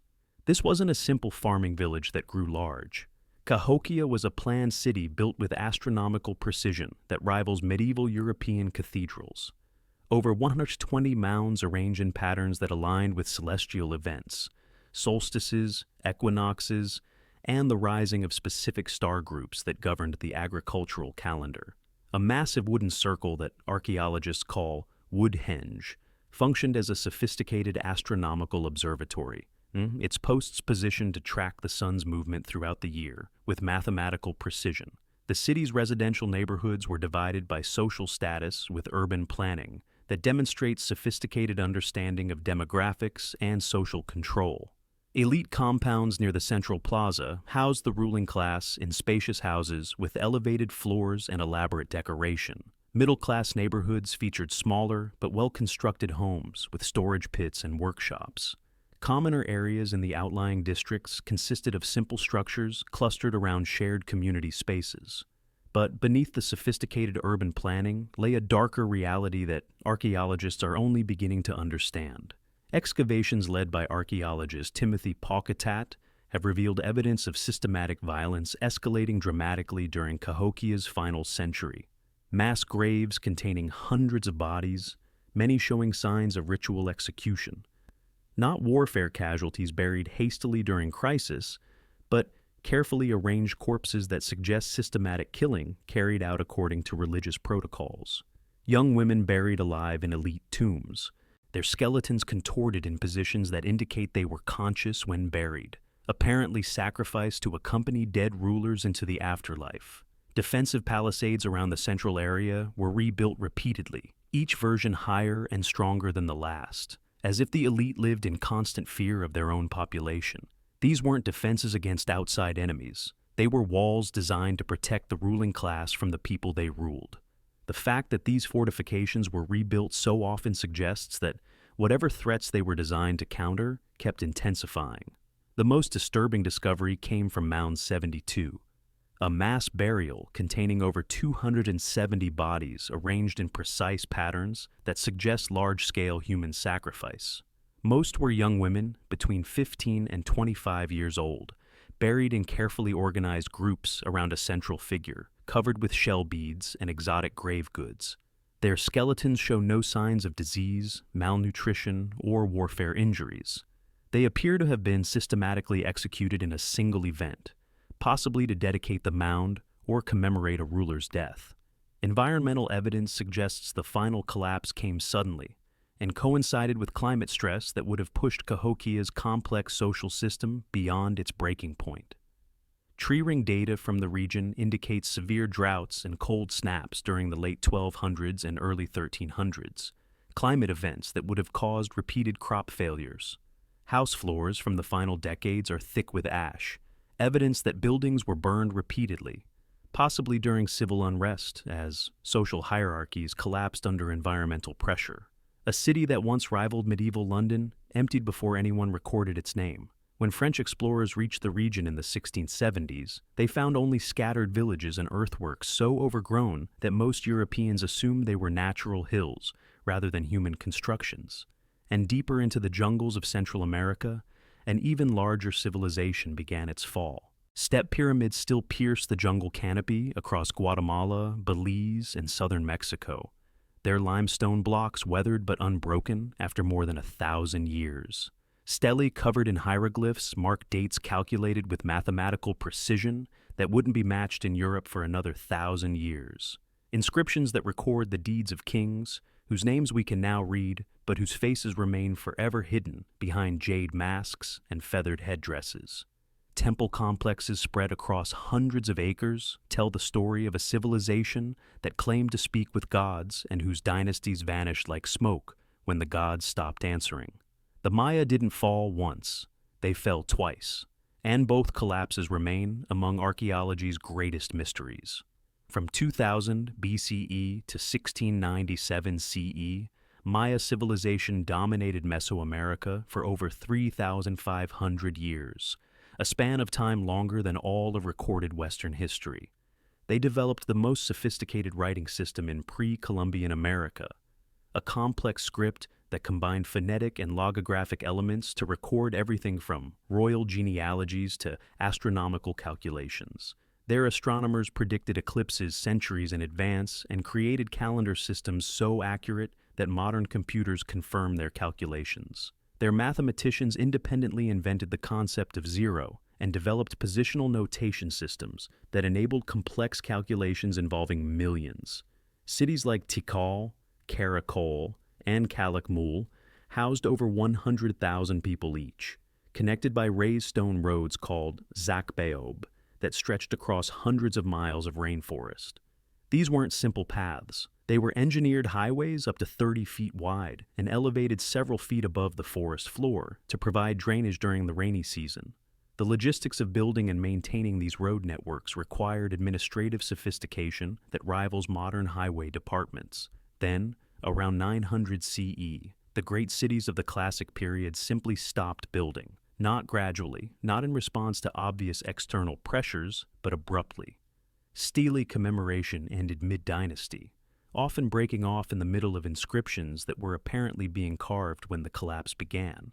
Construction projects were abandoned half-finished, temples left with their final courses of stone unplaced, palaces left with their decorative sculptures incomplete. Palace complexes that had functioned as administrative centers for centuries were left to the jungle, their archives abandoned so hastily that archaeologists still find pottery and tools scattered on floors exactly where they were dropped. The collapse wasn't gradual enough to be explained by simple environmental degradation. Dendrochronological evidence compiled by archaeologist David Hodel shows that severe drought struck the Maya heartland repeatedly between 750 and 950 CE, with some regions experiencing 40% reductions in rainfall for decades at a time. Lake cores from Guatemala and Yucatan reveal that these weren't ordinary dry spells, but mega droughts that would have caused catastrophic agricultural failures across the region. But drought alone cannot explain why a civilization that had successfully adapted to previous climate variations for over a millennium suddenly collapsed so completely. The Maya had survived earlier droughts, volcanic eruptions, and hurricanes. They had developed sophisticated water management systems, diversified agricultural techniques, and trade networks that should have provided resilience against local environmental pressures. Recent hieroglyphic translations by epigraphers like David Stewart reveal the political chaos of the final decades. Inscriptions describe star wars between competing dynasties, ritualized conflicts that escalated into total warfare as traditional diplomatic solutions failed. Maya kings who had once maintained their authority through religious legitimacy and administrative competence began executing captives on unprecedented scales, as if massive human sacrifice could restore the rains and resurrect their failing agricultural systems. The most chilling discovery comes from the site of Kabul, inscriptions showing that Maya scribes knew they were recording the end of their world. Final monuments that calculate precisely when their calendar cycles would end, complete with astronomical correlations that demonstrate these weren't random predictions, but carefully calculated prophecies. The mathematicians who could predict eclipses centuries in advance had apparently calculated that their own civilization was approaching its terminal date. But perhaps most mysteriously, many Maya cities that survived the classic collapse continued flourishing for another 500 years. Northern Yucatan centers like Chichen Itza and Mayapan rebuilt Maya civilization using different political and economic models, proving that Maya culture itself wasn't inherently doomed. When Spanish conquistadors arrived in the 16th century, they encountered Maya kingdoms that were still building temples, still writing hieroglyphs, and still maintaining the astronomical traditions that had defined Maya intellectual achievement for millennia. They charted the heavens with precision, but couldn't foresee their own downfall. Twice. Far to the north, another community walked away from their stone cities with equal mystery. Stone foundations of a cathedral still stand on Greenland's southwestern coast, its walls open to Arctic wind that has blown through them for 6 centuries. The structure, Gardar Cathedral, was once the seat of a bishop who presided over the world's most remote Christian diocese, serving a congregation scattered across hundreds of miles of subarctic landscape. Nearby, the remains of farmsteads dot valleys that once grew barley and supported cattle in quantities that modern Greenlanders find impossible to believe. Church records carved in stone mark the last confirmed European presence in Greenland until modern times, their runic inscriptions preserving names and dates that tell the story of a community that simply faded away. From 986 to around 1400 CE, Norse settlers maintained Europe's most ambitious colonial project, a self-sufficient agricultural society established on the edge of the inhabitable world. At its height, the Greenland settlement supported nearly 5,000 people in 2 major communities, the eastern settlement, Østerbygd, near modern Kasiarsuk, with about 190 farms, and the western settlement, Vesterbygd, near present-day Nuuk, with about 90 farms, plus dozens of smaller outlying holdings scattered across the island's southwestern coast. They came seeking farmland and found it, thanks to a climatic accident that made their settlement possible. The medieval warm period, a global warming event that lasted from roughly 950 to 1250 CE, made southern Greenland habitable for European-style agriculture. The Norse built stone churches whose architectural sophistication rivaled contemporary European cathedrals, established bishoprics that maintained direct contact with the Pope in Rome, and created a pastoral economy based on cattle, sheep, and goats that provided dairy products, meat, and textiles sufficient to sustain thousands of people. Their trade network stretched across the North Atlantic. They exported walrus ivory, polar bear hides, narwhal tusks, and falcons to European markets hungry for exotic goods. In return, they imported timber from Norway, iron from bog deposits in Iceland, and luxury goods from as far away as the Mediterranean.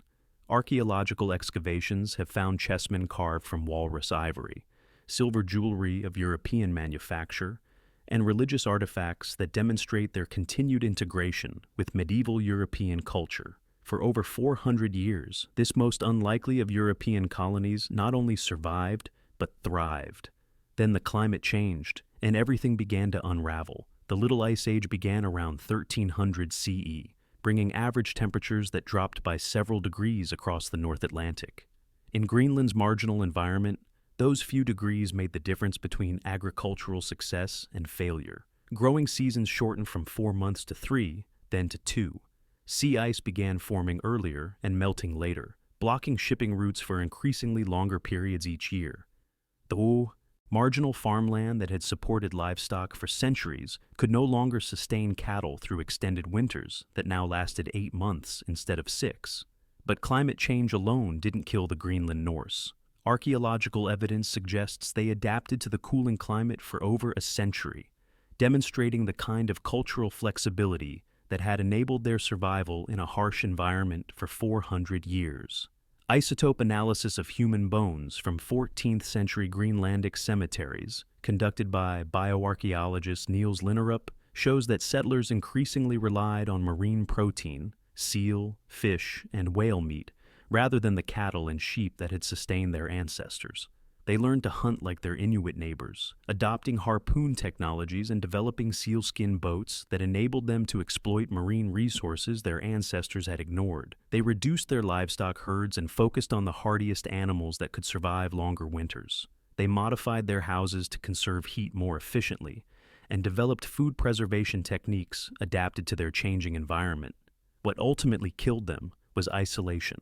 Not geographic isolation, which they had always endured, but economic and cultural isolation as their connection to European civilization gradually severed. The last ship known to have reached Greenland from Europe departed in 1410, carrying a cargo of walrus ivory and returning with news that would be the final written account of the Norse colony for 300 years. After that, nothing. No letters to bishops in Norway, no trade goods flowing in either direction, no new settlers arriving to reinforce the dwindling population. When Europeans returned to Greenland in the 18th century, they found empty stone buildings overgrown with Arctic vegetation and Inuit oral traditions about the last of the Kavdlunait, the white people who had gradually become fewer and fewer over the generations until none remained. They came seeking paradise in the world's most challenging environment and found only silence. Silence becomes a pattern, especially on islands. Nearly 1,000 stone statues still gaze across Easter Island, with expressions that range from serene authority to brooding menace. Their backs turned to the endless Pacific, their eyes focused on an interior landscape that their creators can no longer see. Some stand upright on ceremonial platforms called ahu, their red volcanic scoria headdresses, pukau, still balanced precariously on heads carved from gray volcanic tuff. Others lie toppled where they fell centuries ago, their faces pressed into earth that has slowly accumulated over their bodies. A few remain half-buried on the slopes of Rano Raraku, the quarry where they were born from living volcanic rock, looking like giants emerging from, or sinking into, the earth itself. Between 1200 and 1600 CE, the Rapa Nui people created one of humanity's most isolated civilizations on a triangular piece of land measuring just 64 square miles, located 2,300 miles from the nearest populated shore. With nowhere to flee and no neighbors to trade with, they built an entire culture around the worship of ancestral spirits embodied in stone, a religious system so consuming that it ultimately consumed the society that created it. The Moai statues, nearly 1,000 discovered so far, with some weighing up to 80 tons and standing over 30 feet tall, were carved from compressed volcanic ash at Rano Raraku Quarry and transported across the island using techniques that archaeologists Terry Hunt and Carl Lipo have spent decades trying to understand. Recent experimental research suggests the statues may have been walked upright using rope systems that rock them forward in controlled falls, a transportation method that would have required extraordinary cooperation and mathematical precision. But creating the Moai was only half the challenge. The Ahu platforms where finished statues were erected represent engineering projects that rival anything built by contemporary Polynesian cultures. The largest Ahu, Tongariki, supports 15 Moai and required moving and precisely fitting thousands of tons of stone blocks, some weighing over 10 tons each. These weren't simple foundations. They were sophisticated ceremonial complexes with astronomical alignments, burial chambers, and architectural details that demonstrate advanced understanding of structural engineering. The official story of ecological collapse tells only part of a much darker truth. Pollen analysis conducted by pollinologist John Flenley does show that Easter Island was deforested between 1200 and 1600 CE. The palm forests that had covered the island when the first Polynesian settlers arrived around 1200 CE were gradually cut down for fuel, construction, house building, and possibly to move the massive statues using wooden rollers. Without trees, the islanders could no longer build the large ocean-going canoes that had brought their ancestors across thousands of miles of Pacific Ocean, effectively cutting off their connection to the wider Polynesian world. But what the pollen data doesn't fully reveal is why the deforestation was so systematic and complete, and why the society collapsed so rapidly once the environmental degradation reached critical levels. Recent archaeological evidence compiled by archaeologist Joanne van Tilburg reveals a darker pattern of social breakdown that accompanied environmental stress. Obsidian spear points dating to the 17th and 18th centuries are scattered across the island in numbers that suggest systematic warfare between competing groups. The famous Ahu platforms, ceremonial sites where Moai statues stood as symbols of ancestral authority, show clear evidence of intentional destruction during this period. Statues were deliberately toppled, platforms were dismantled stone by stone, and entire monuments were buried or destroyed in acts of cultural vandalism. The Rapa Nui didn't just cut down their trees. In their final centuries, they turned on their own achievements, systematically destroying the very monuments that had defined their cultural identity for 400 years. Oral traditions recorded by 19th century visitors describe this period as the Huri Moai, the statue toppling time, when different clans fought over dwindling resources and deliberately destroyed each other's ancestral monuments as acts of warfare. Archaeological evidence suggests this wasn't random destruction, but systematic cultural warfare, where the demolition of religious sites became a military tactic. But, perhaps most mysteriously, the statue destruction preceded the final environmental collapse rather than following it. Tree pollen disappears from the archaeological record around 1650 CE, but the systematic toppling of Moai appears to have begun earlier, around 1600 CE, suggesting that social breakdown drove environmental destruction rather than the reverse. A culture defined by giants undone by the smallest changes in their environment and by their own inability to adapt their social systems to environmental constraints. And now the pattern spreads across continents. Beneath the Nile Delta, mud brick palaces still lie buried under layers of silt and centuries of Egyptian propaganda, their walls containing fragments of Minoan frescoes and Mesopotamian cylinder seals that tell the story of a cosmopolitan kingdom that ruled Egypt for over a century. For 108 years, from 1650 to 1550 BCE, foreign rulers controlled Lower Egypt from their capital at Avaris, creating the most international dynasty Egypt had ever seen. The Egyptians called them Hyksos, Heka Chasawet, rulers of foreign lands, and spent the next 3,000 years systematically erasing them from history with a thoroughness that would have impressed Stalin. The Hyksos brought revolutionary military technology that transformed ancient warfare across the Near East. Horse-drawn chariots, the tanks of the ancient world, gave them decisive advantages over traditional Egyptian infantry, who had never faced mounted warriors. Composite bows made from laminated wood, sinew, and horn could penetrate armor at distances that Egyptian simple bows couldn't match.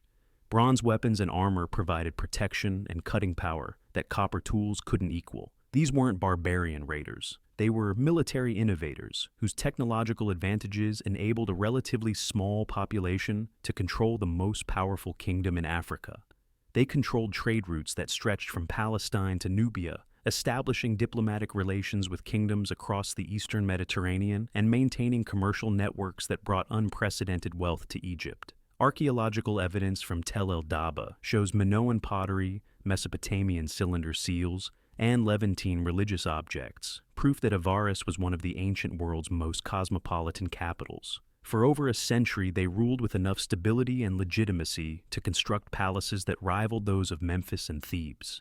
Temples where Egyptian and Canaanite deities received worship side by side, and administrative buildings where scribes recorded royal decrees in hieroglyphic Egyptian alongside cuneiform texts in Akkadian and alphabetic scripts from the Levant. For a century, they were pharaohs of Egypt, legitimate rulers who maintained the traditional forms of Egyptian kingship while introducing foreign influences that enriched Egyptian civilization. Then came Amos III, and everything changed. Around 1550 BCE, The Theban prince who would found Egypt's 18th dynasty and establish the new kingdom launched a war of reconquest that wouldn't end until every trace of Hyksos rule had been systematically obliterated. But this wasn't just a military campaign.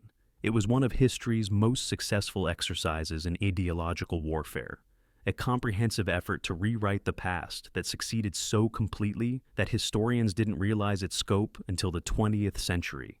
Excavations led by Austrian archaeologist Manfred Bietak at Tel El Daba, ancient Avaris, reveal burn layers from the final, assault that show the systematic nature of the destruction. Palaces were not just conquered, but deliberately demolished, their stones scattered and their foundations filled with rubble. Administrative buildings were burned so thoroughly that their mud brick walls were literally baked into pottery-hard ceramic. Storage facilities were systematically emptied and then filled with debris, ensuring that nothing useful could be salvaged from the ruins.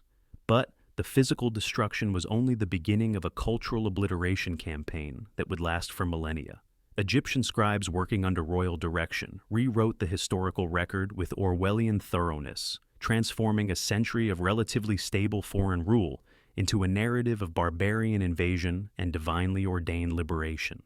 Hyksos kings were struck from official king lists, not just their names removed, but their very existence denied. Their monuments were defaced or completely recarved to show traditional Egyptian pharaohs.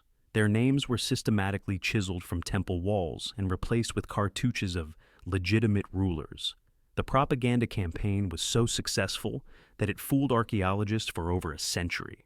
When 19th century excavators began uncovering Hyksos sites, they initially dismissed them as unimportant because Egyptian historical sources had described the rulers as primitive nomads and barbarian raiders, rather than the sophisticated administrators and international diplomats that the archaeological evidence clearly revealed them to have been. Even the name Hyksos was part of the propaganda campaign, a deliberate mistranslation that emphasized their foreign origins while concealing their legitimate claim to Egyptian sovereignty. Modern scholars have discovered that many Hyksos pharaohs adopted traditional Egyptian royal titles and ruled according to established Egyptian protocols, suggesting that their kingdom represented evolution rather than revolution in Egyptian political systems. They didn't just lose the war. They lost their legacy so completely that their enemies' version of history became accepted truth for over 3 millennia. Another African kingdom suffered a quieter, but equally total erasure.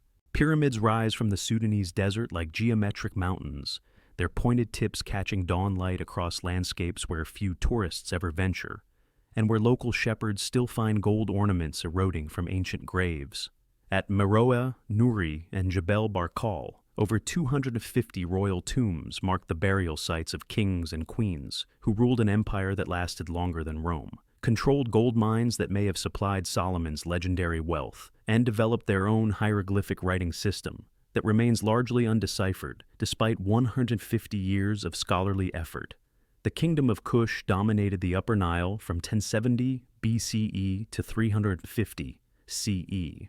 Over 1,400 years of African imperial power that most history textbooks reduce to a footnote, if they mention it at all. From their capitals at Napata and later Meroe, Kushite rulers controlled territories that stretched from the First Cataract in Egypt to the confluence of the Blue and White Niles in central Sudan.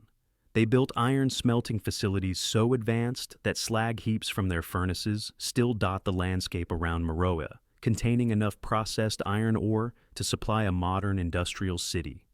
Their metallurgists produced weapons and tools that were traded across North Africa, establishing Kush as the Birmingham of the ancient world, an industrial powerhouse whose technological innovations enabled military and economic dominance across the region. Their queens, the famous Candaces whose title gave us the name Candace, wielded political and military power that shocked Greek and Roman observers accustomed to more restrictive gender roles. Queen Amina-Renas personally led military campaigns against Roman forces, earning grudging respect from Augustus Caesar's generals, who described her as a very manly woman and blind in one eye. For a century, from 760 to 656 BCE, Kushite pharaohs actually ruled Egypt itself as the 25th dynasty, creating the largest African empire in ancient history. Kings with names like Piye, Taharka, and Tantamani controlled territories from the Mediterranean to the heart of Africa, building pyramids in Sudan while simultaneously restoring temples in Memphis and Thebes that had fallen into disrepair under previous Egyptian dynasties. When Piye conquered Egypt around 760 BCE, he didn't destroy Egyptian culture, he restored it. His victory stela describes cleaning and reopening temples that had been neglected, reinstating religious festivals that had lapsed, and reviving artistic traditions that had declined. The Kushite pharaohs saw themselves as the legitimate heirs of pharaonic tradition, more Egyptian than the Egyptians themselves. Then came the Assyrians, and everything changed. The Assyrian invasions of Egypt during the 660s BCE drove the Kushite pharaohs south, back to their original territories in Sudan. But that military defeat didn't end Kushite civilization. It may actually have strengthened it. Freed from the burden of ruling Egypt and defending the Nile Delta against Mesopotamian invasions, the Meroitic period, 300 BCE, 300 CE, saw a flowering of distinctly African cultural traditions that combined Egyptian religious practices with indigenous Sudanese customs. What ultimately ended Kush was more subtle than military conquest, the gradual economic strangulation caused by shifting trade routes. When Romans learned to navigate directly to India via the Red Sea monsoon winds, they no longer needed to transport luxury goods up the Nile corridor through Kushite territory. The gold that had sustained Kushite royal courts for over a millennium was still in the ground, but there was no one left to trade it with profitably. The final blow came from an unexpected direction, their former trading partners to the south. Around 350 CE, the Ethiopian kingdom of Aksum invaded Meroe and systematically destroyed the capital. King Ezana's victory inscription describes burning Kushite cities, destroying irrigation systems, and taking thousands of prisoners, a conquest so thorough that it ended 1,400 years of continuous Kushite civilization. Archaeological evidence from the final decades shows a kingdom in terminal decline. The great iron furnaces went cold. Royal pyramid construction stopped mid-project. The distinctive Meroitic script, carved on thousands of monuments across Sudan, simply disappears from the archaeological record, as if an entire literate civilization had forgotten how to write. Their pyramids remain, slowly being reclaimed by the desert sand, but their voices are gone forever. The Meroitic language died with its civilization, leaving behind monuments that we can see, but stories that we cannot read. And in the north, another nomadic empire dissolved into myth. In the frozen tombs of Siberia, tattooed warriors still lie wrapped in felt and fur after 2,500 years, their skin preserved so perfectly that archaeologists can read the stories carved into their flesh.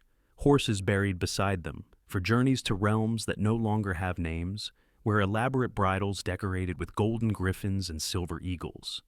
Bronze weapons, felt carpets with patterns that influenced textile traditions from China to Celtic Europe, and the preserved bodies of servants who died to accompany their masters, tell the story of nomadic lords who terrorized settled civilizations across a continent, and then vanished so completely that they became legends. From roughly 700 to 300 BCE, the Scythians controlled the Eurasian steppes through superior horsemanship, revolutionary mounted archery techniques, and a mobility that made them nearly impossible for agricultural civilizations to defeat in conventional warfare.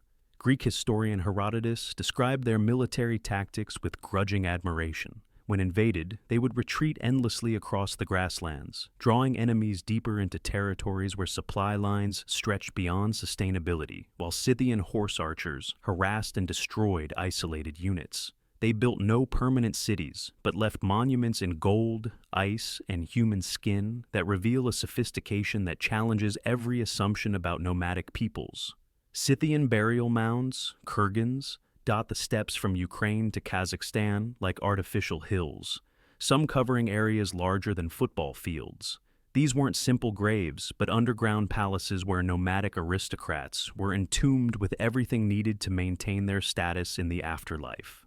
In the permafrost of the Altai Mountains, Russian archaeologists led by Sergei Rudenko have found Scythian nobles buried in conditions that preserved organic materials usually lost to time. silk tapestries from China, wool carpets with geometric patterns that prefigure Persian designs, leather horse masks decorated with antler sculptures, and wooden furniture inlaid with gold that demonstrates craftsmanship rivaling contemporary Greek and Persian work.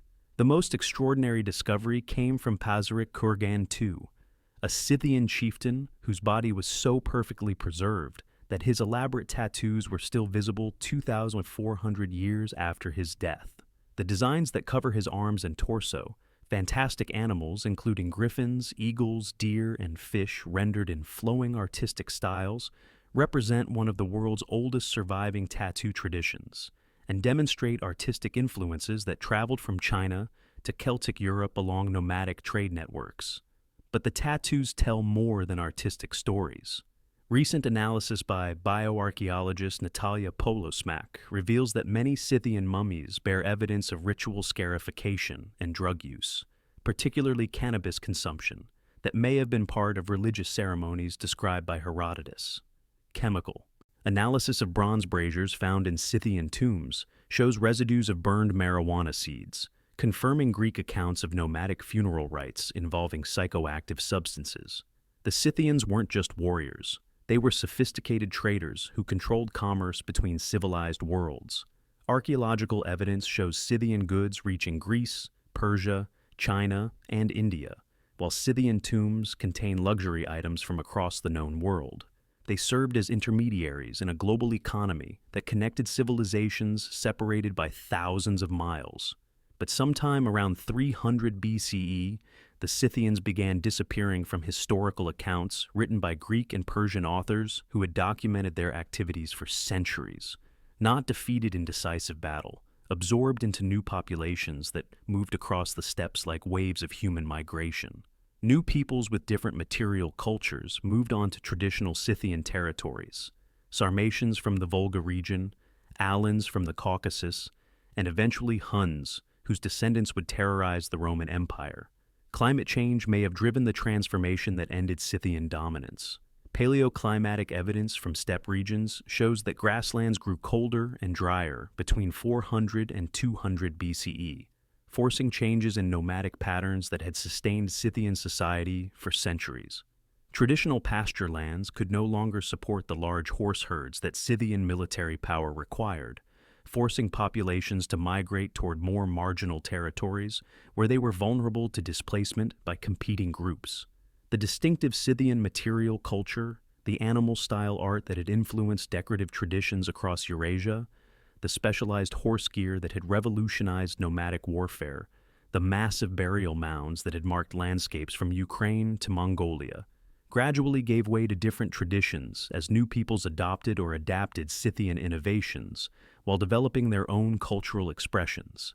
A people who lived for battle died without one final fight, dissolving into history like ice melting into water. And across the canyonlands of the American Southwest, another disappearance begins. Pottery bowls still sit on stone shelves at Mesa Verde, their contents long since turned to dust, but their placement suggesting meals interrupted rather than lives planned for departure. Sandals woven from yucca fibers hang on wooden pegs, where they were left 7 centuries ago, their soles worn smooth by feet that walked paths now overgrown with pinyon pine. In kivas, circular ceremonial chambers carved from living rock, fire pits remain filled with ash from the last rituals that these stone cities would ever witness, while ventilation systems still function so perfectly that wind moves through them with sounds that echo like whispered prayers. Between 1100 and 1300 CE, the ancestral Puebloans, formerly called Anasazi, built some of North America's most spectacular architecture across the American Southwest. Their cliff dwellings seem to grow organically from canyon walls, multi-story apartment complexes that housed hundreds of people in spaces that modern architects struggle to access even with motorized equipment.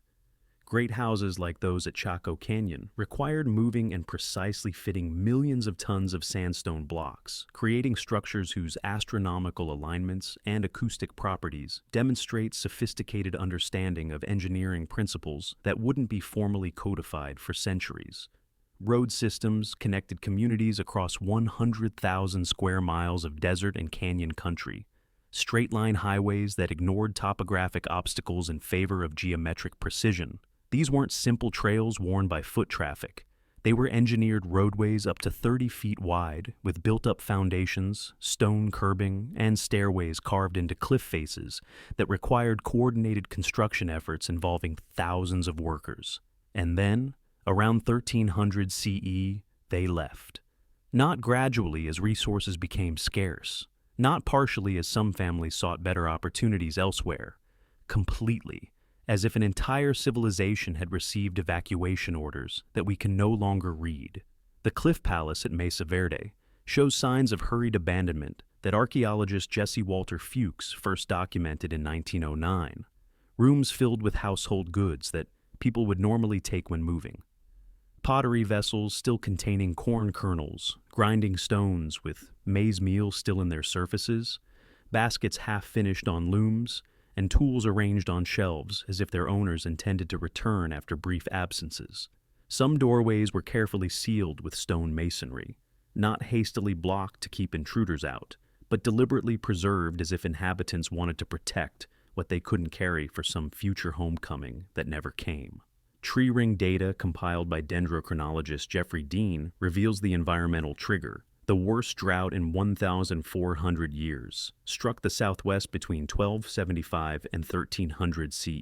Springs that had flowed continuously since the end of the last ice age went dry. Crops failed repeatedly as annual. Precipitation dropped to levels insufficient to support the intensive agriculture that ancestral Puebloan society required. Game animals migrated to higher elevations where water remained available, leaving traditional hunting territories empty of the protein sources that supplemented agricultural diets. But the ancestral Puebloans had survived severe droughts before.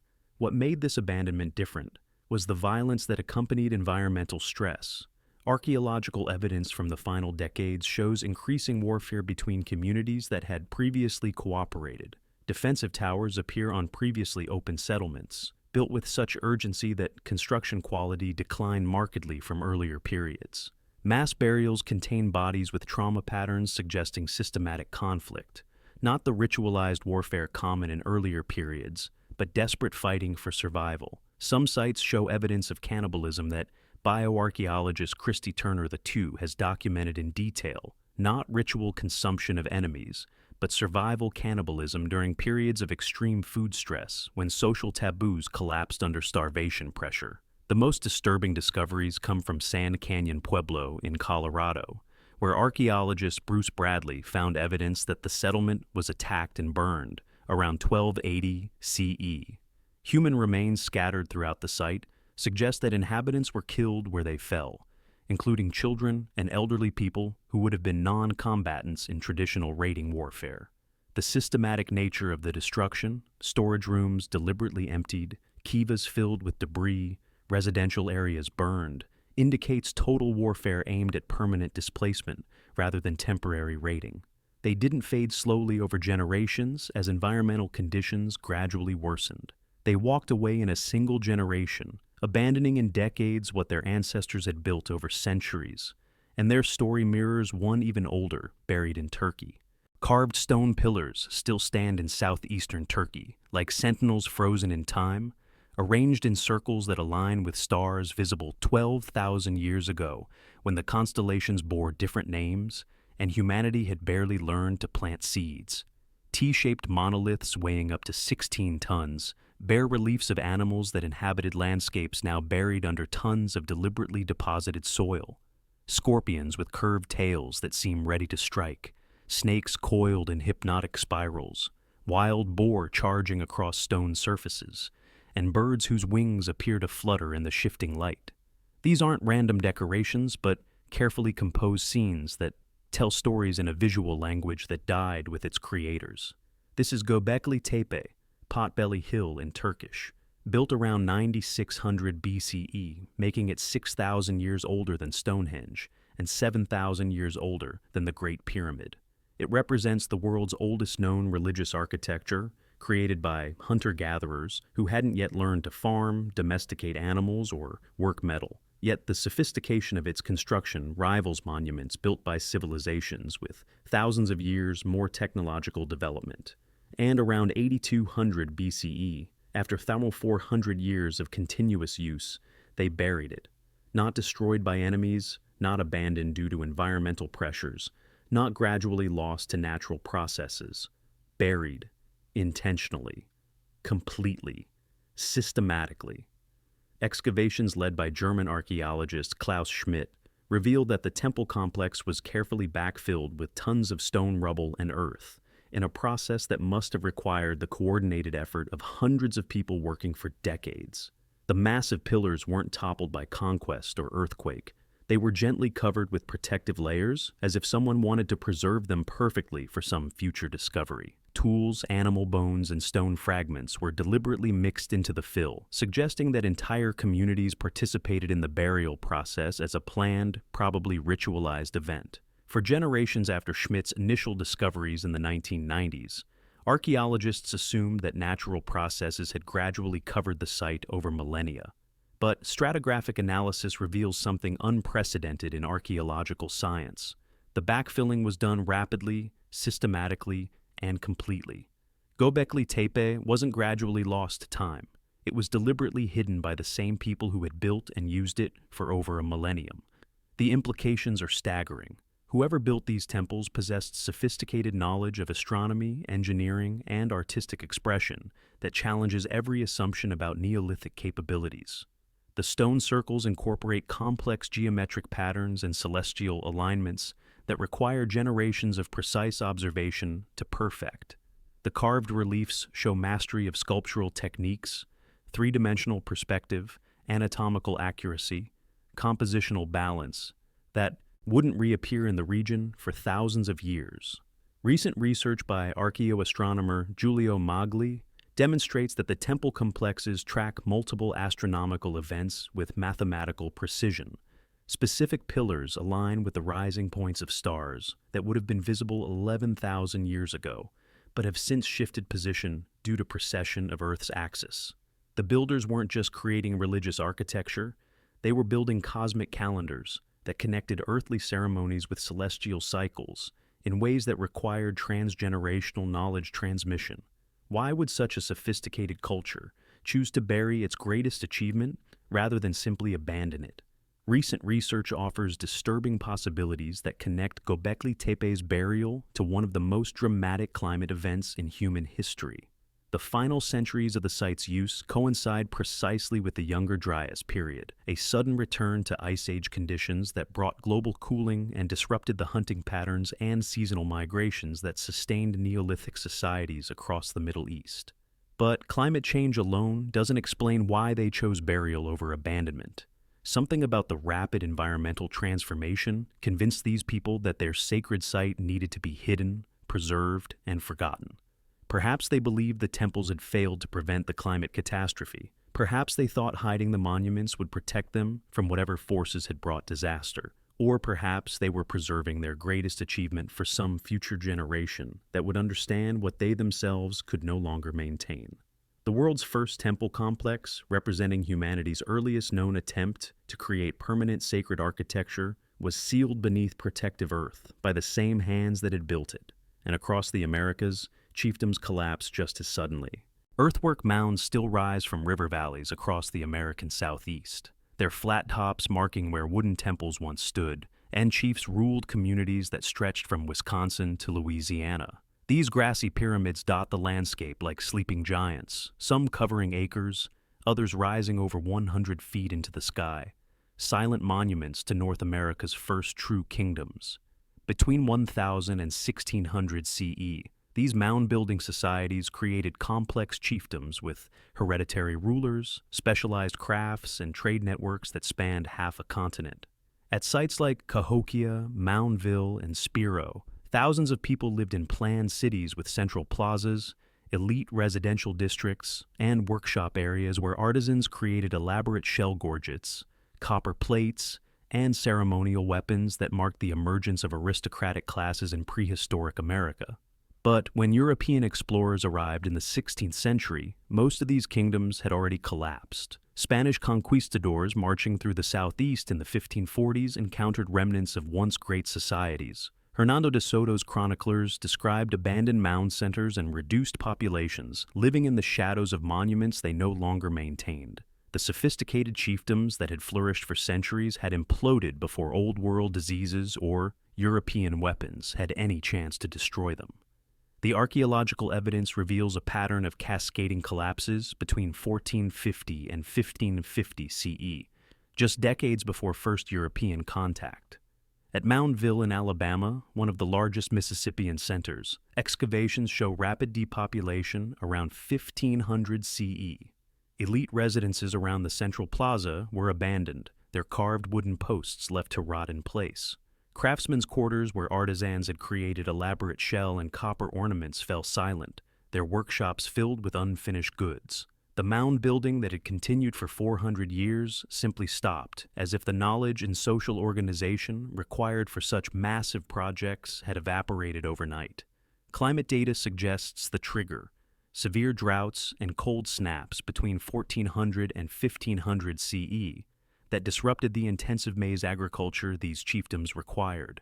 Tree ring evidence shows that some regions experienced crop failures for consecutive years, creating food shortages that would have undermined the tribute system supporting elite classes. But environmental stress alone cannot explain why societies that had successfully adapted to previous climate changes suddenly disintegrated. Recent analysis of skeletal remains reveals increasing evidence of violence in the final decades.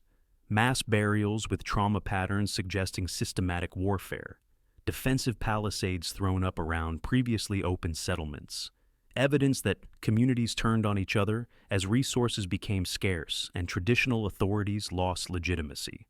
The most disturbing pattern appears at Spiro Mounds in Oklahoma.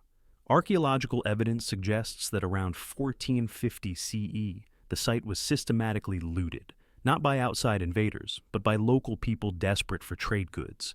Elite burials were ransacked for copper, shells, and other valuables that could be exchanged for food during crisis periods. The very graves that had marked chiefly authority became sources of emergency wealth. Their cities died before their enemies even saw them. And across Central Asia, another fortified culture disappears without a trace. Massive walls still rise from the deserts of Turkmenistan and Afghanistan, their mud brick ramparts enclosing citadels that once controlled the oases of the Oxus River, modern Amu Darya. From these fortress cities, built between 2300 and 1700 BCE, the Bactria Margiana archaeological complex, Biamaski, created Central Asia's first urban civilization, controlling trade routes that connected the riches of Mesopotamia with the cities of the Indus Valley. They called it the Oxus civilization because their prosperity flowed entirely from controlling water in one of Earth's most challenging environments.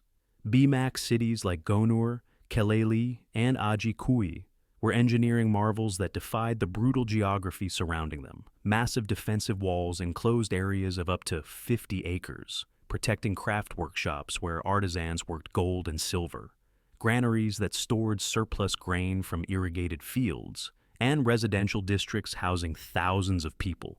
Complex irrigation systems channeled water from distant rivers across seemingly impossible distances to support agriculture in landscapes where rainfall barely registered on any annual measurement. Their artisans created intricate bronze sculptures, carved stone vessels, and jewelry that demonstrates technical mastery, rivaling contemporary civilizations in Egypt and Mesopotamia.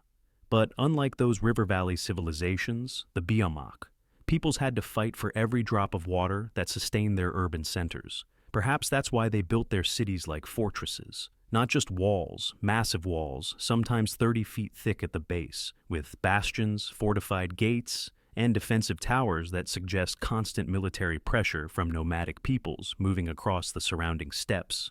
Every BMX site shows evidence of defensive planning that goes far beyond normal urban precautions. But for 6 centuries, the fortress cities held. Trade goods flowed through their gates: lapis lazuli from Afghanistan, silver from the Iranian plateau, gold from Central Asian streams, and finished goods from urban workshops that supplied luxury items across a continent. The wealth of 3 civilizations, Mesopotamian, Harappan, and their own, passed through BMAC hands, creating prosperity that supported urban populations in landscapes that today barely sustain nomadic herders. The end came suddenly around 1700 BCE. BMAC sites show evidence of abandonment rather than destruction. No burn layers from siege warfare, no weapon caches from final battles, no signs of the military catastrophes that typically mark urban collapse. The cities were simply left empty, their irrigation systems allowed to silt up, their massive defensive walls left to crumble under the relentless Central Asian weather. Recent archaeological research suggests environmental collapse triggered the abandonment. Paleoclimatic data shows increasing aridity across Central Asia during the 2nd millennium BCE. Rivers changed course as mountain. Glaciers retreated. Oases dried up as water tables dropped. The marginal agriculture that had supported dense urban populations could no longer sustain complex societies. But climate change doesn't fully explain the completeness of the abandonment. BMAC peoples had irrigation technology sophisticated enough to support cities in one of Earth's most challenging environments. They should have been able to adapt to gradual environmental change. The answer may lie in their very strength, those massive fortifications. A civilization that invested so heavily in defensive architecture may have been under constant pressure from nomadic peoples. When climate change weakened agricultural production, these fortress cities became indefensible. They built walls against enemies, but not against time. Stone inscriptions in ancient South Arabian script still mark the ruins of the Marib Dam in Yemen, their weathered letters telling the story of engineering that sustained a desert kingdom for over a millennium, until the day it catastrophically failed and brought down one of antiquity's most legendary civilizations. From 1000 BCE to 275 CE, the Sabaean kingdom, the biblical kingdom of Sheba, controlled the frankincense trade that made desert kingdoms wealthy enough to send golden gifts to Solomon's court. Their caravans carried the precious resin from groves in Dhofar and Socotra across hundreds of miles of Arabian desert to eager buyers in Egypt, Mesopotamia, and the Mediterranean world who valued frankincense more highly than gold.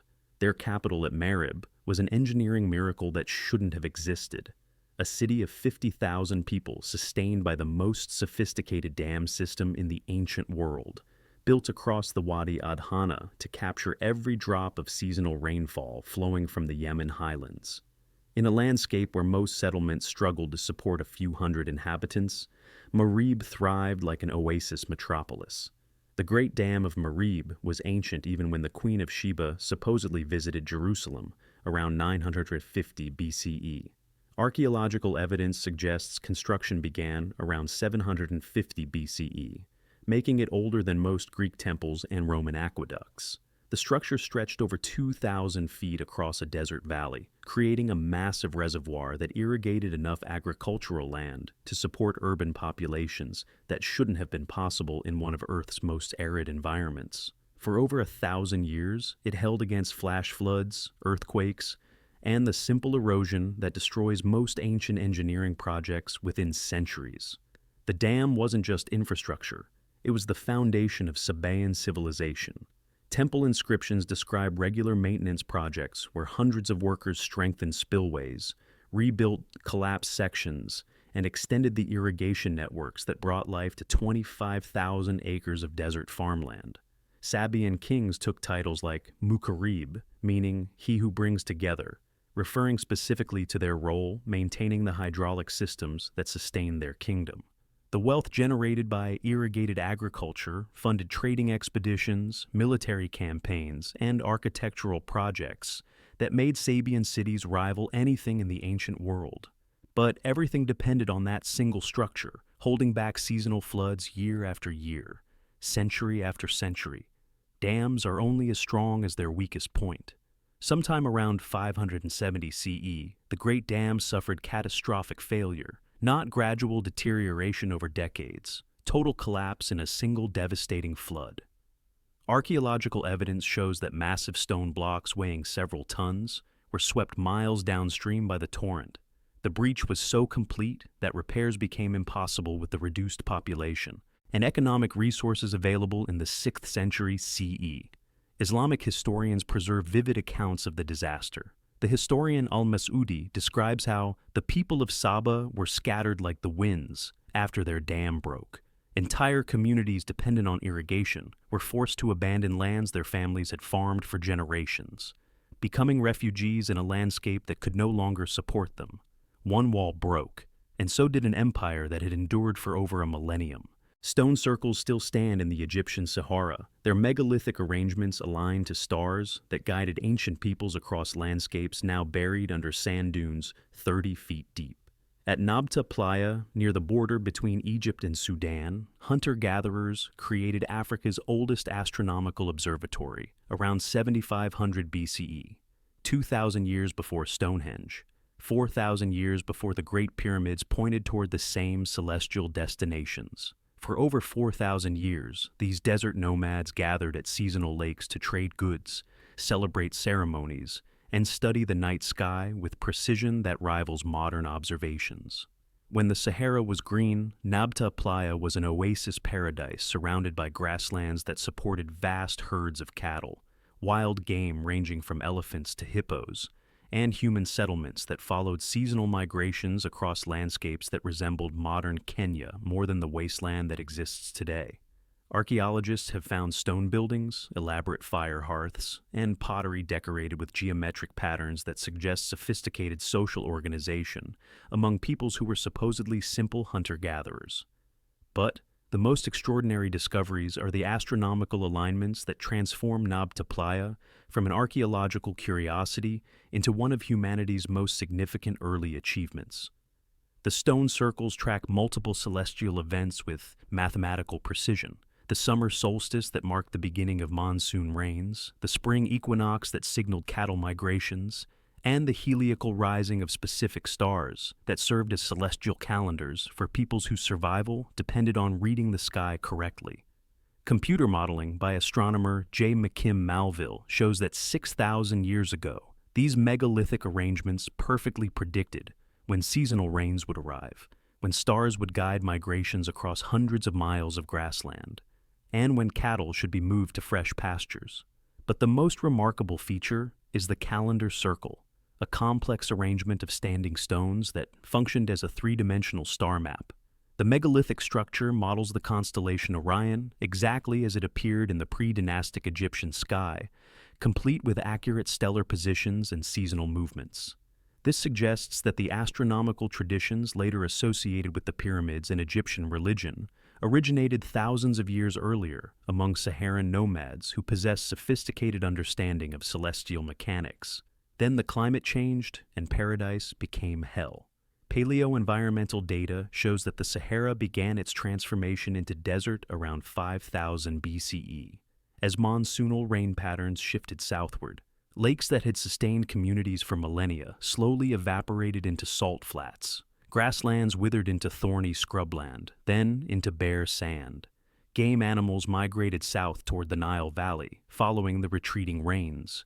The astronomical observations that had guided these peoples for 4,000 years became irrelevant when there was no longer enough water to sustain human habitation. The star maps that predicted seasonal migrations couldn't predict the permanent drought that made migration impossible. By 3000 BCE, even the last determined inhabitants had abandoned Nabta Playa to the advancing desert. Sand dunes gradually covered the stone circles, the elaborate fire hearths, and the astronomical calendar that had functioned longer than any other known observatory in human history. They mapped the heavens with extraordinary precision, but couldn't escape the earth beneath them, drying into dust. Rock-cut tombs still perch above the turquoise bays of southwestern Turkey, their facades carved to resemble wooden houses where the dead could dwell eternally. Inscriptions in the Lycian language, a script that died so completely that scholars spent centuries learning to read it again, record the names of warriors who fought Persian kings, Alexander's generals, and Roman legions across 1,200 years of fiercely independent existence. From 1250 BCE to 42 BCE, the Lycians maintained one of Anatolia's most distinctive cultures in the mountainous peninsula that jutted into the Mediterranean like a geological fortress. They built cities that balanced mountain strongholds with coastal ports, creating a federation that controlled lucrative sea routes while maintaining political independence from the great empires that dominated their neighbors. They developed political institutions, the Lycian League, that influenced later Greek democracy. 23 cities governed themselves through proportional representation, with votes allocated based on population and wealth in assemblies that made collective decisions about war, trade, and taxation. This federal democracy functioned for centuries before Rome existed as anything more than a collection of Italian hill towns. They created art that blended Anatolian, Greek, and Persian influences into something uniquely their own. Their rock tombs, carved directly from cliff faces, demonstrate architectural innovation that rivals anything built by their more famous neighbors. Their coins, sculptures, and decorative objects show artistic sophistication that earned respect from Greeks who normally dismissed barbarian cultures. And then Rome made them disappear. The Lycians didn't go quietly. When Roman general Brutus besieged Xanthos in 42 BCE during his campaign for control of the eastern Mediterranean, the city's inhabitants chose mass suicide over surrender. According to Plutarch, the Lycians burned their own city rather than submit to Roman rule, killing themselves in the flames rather than face slavery or forced integration into the Roman system. But Rome's destruction of Lycian independence went far beyond military conquest. It represented one of history's most systematic exercises in cultural erasure. Roman administrators replaced Lycian institutions with Roman bureaucracy. The Lycian League, a federal democracy that had governed the region for centuries, was dissolved and replaced by Roman provincial administration. Local languages were systematically discouraged in favor of Latin and Greek. Traditional religious practices were suppressed or absorbed into Roman mystery cults that emptied Lycian customs of their original meaning. Most devastatingly, Roman colonial policy encouraged intermarriage between settlers and local families, deliberately diluting the cultural and genetic traditions that had maintained Lycian identity for over a millennium. Within 2 generations of Roman conquest, distinctive Lycian material culture, pottery styles, architectural techniques, burial practices, artistic motifs had virtually vanished from the archaeological record. The final blow came from disease. Endemic Mediterranean pathogens that Romans had developed immunity to devastated local populations that had no resistance to Old World diseases. Archaeological evidence suggests that some Lycian settlements lost over 60% of their population within a century of Roman conquest. By the 2nd century CE, Lycian existed only as a geographical term. The people who had created one of Anatolia's most sophisticated federal democracies had become footnotes in Roman provincial records. A people once famed across the Aegean, now readable only by specialists. Painted tombs still glow beneath the Italian countryside, near Tarquinia, their walls covered with frescoes of banquets, dances, and funeral games that show a people who embraced life with an intensity that Romans would later try to recreate but never quite achieve. Bronze mirrors reflect no faces, their polished surfaces once showing Etruscan nobles who spoke a language that predated Latin, worshipped gods that influenced Roman religion, and ruled cities that became the foundation of Roman power. From 900 to 100 BCE, the Etruscans created Italy's first true civilization, transforming the peninsula from scattered tribal communities into sophisticated city-states connected by trade, shared religious practices, and cultural achievements that Romans would later claim as their own innovations. They built the first paved roads that connected Italian cities, developed the first sewage systems that made urban life bearable, and established the urban planning techniques that Rome would perfect and spread across its empire. Their metalworking was so advanced that Etruscan bronze and iron goods were traded from Spain to the Black Sea, carrying Etruscan artistic motifs to distant lands where local craftsmen copied and adapted their techniques. Etruscan kings ruled Rome itself for over a century, transforming a collection of hillside villages into a real city with temples, markets, and civic institutions. The Romans learned architecture, engineering, religious practices, and governmental structures from their Etruscan neighbors and eventually their Etruscan rulers. But Rome didn't just conquer the Etruscans when it became powerful enough to assert independence. Rome absorbed them so completely that their extinction was nearly invisible, achieved through policies that were remarkably sophisticated for an ancient civilization. The process began in the 4th century BCE, when Roman military pressure forced Etruscan cities into alliance treaties that gradually surrendered sovereignty while maintaining the appearance of independence. Unlike other conquered peoples who were enslaved, displaced, or exterminated, Etruscans were offered Roman citizenship, a seemingly generous policy that actually accelerated cultural dissolution. Etruscan nobles were encouraged to serve in Roman armies, Roman magistracies, and Roman religious colleges where they gained prestige and wealth by becoming Roman rather than remaining Etruscan. Their children were educated in Roman schools where Latin replaced Etruscan as the language of advancement and social success.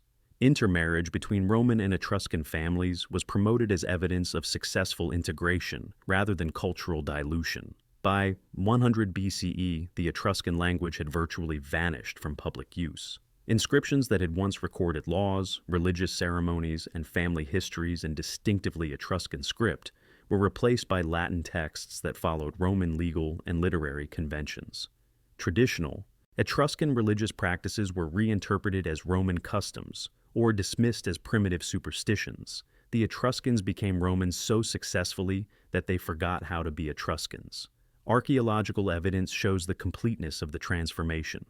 Etruscan tomb paintings from the 3rd century BCE still show distinctive cultural markers, traditional clothing, religious symbols, artistic styles that differed markedly from Roman artistic norms. By the 1st century BCE, tomb art in the same regions was virtually indistinguishable from Roman decorative traditions. Rome didn't erase them quickly. Rome erased them thoroughly through a process so gradual and attractive that Etruscans participated willingly in their own cultural extinction. Basalt lions still guard ruined gates across southeastern Turkey and northern Syria, their stone eyes gazing over cities that tried desperately to preserve Hittite greatness after the Hittite Empire had already fallen. For 500 years, from 1180 to 700 BCE, small kingdoms scattered across Anatolia and the Levant called themselves Hittite and used hieroglyphic scripts to record the names of kings who claimed descent from the empire that had once rivaled Egypt for dominance of the ancient world. They were the last echo of a civilization that refused to admit it was dead. When the Bronze Age collapse destroyed the great Hittite Empire around 1180 BCE, fragments of the imperial system survived in mountain strongholds and strategic cities that maintained enough military power to preserve their independence. Carchemish on the Euphrates, Malatya in the Anatolian highlands, Tabal near modern Ankara, and a dozen smaller kingdoms maintained Hittite religious traditions, administrative practices, and royal ideology even as the central authority that had created these traditions lay in ruins. The Neo-Hittite period was an extraordinary exercise in imperial nostalgia. Kings took ancient Hittite titles like Great King and Tabarna that had originally belonged to rulers of a vast empire. Relief sculptures in their palaces copied artistic styles from the Great Empire period, showing the same ceremonial scenes and religious imagery that had decorated Hattusa centuries earlier. Temple inscriptions referenced religious ceremonies and deities that had originated in the imperial capital, now burned and abandoned, but still revered as the source of legitimate authority. But nostalgia, however passionately maintained, couldn't sustain political reality in a changed world.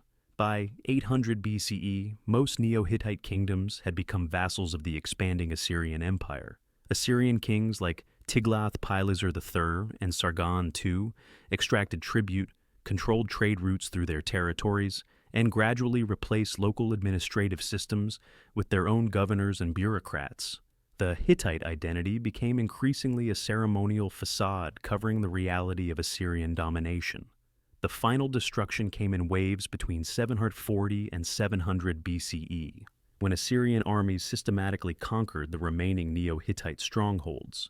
But this wasn't simply military conquest. It was cultural extermination, designed to prevent future rebellions by eliminating the cultural foundations that might support them. Assyrian records describe the systematic deportation of entire populations from conquered Neo-Hittite cities. Local elites were resettled in distant provinces, where they couldn't maintain traditional authority structures or cultural practices. Craftsmen and priests were scattered across the empire to prevent the transmission of distinctive cultural traditions. Libraries were burned, temples were demolished, and royal inscriptions were defaced or destroyed. Archaeological evidence confirms the completeness of the cultural destruction.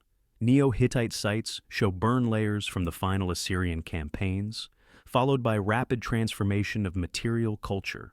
Hieroglyphic Luwian inscriptions, the script used by Neo-Hittite kingdoms, disappear abruptly from the archaeological record, replaced by Aramaic texts that show complete Assyrian administrative control. The very name Hittite vanished from contemporary sources, not to reappear until 19th century archaeologists rediscovered the lost empire. Some civilizations don't fall once, they fall again, and then are erased so thoroughly that they become myths.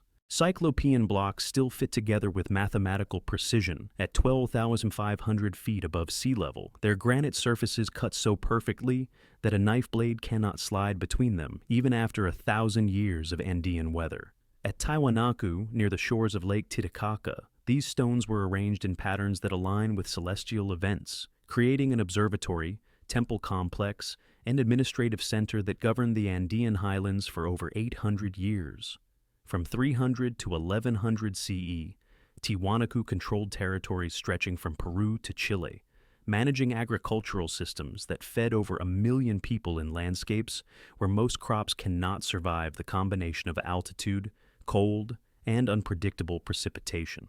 They accomplished this through innovations that modern agriculturalists are only beginning to understand and appreciate. They built raised field systems, waru, that captured warmth from thermal mass during freezing nights, protecting potato and quinoa, crops from frost that would normally kill them at such altitudes.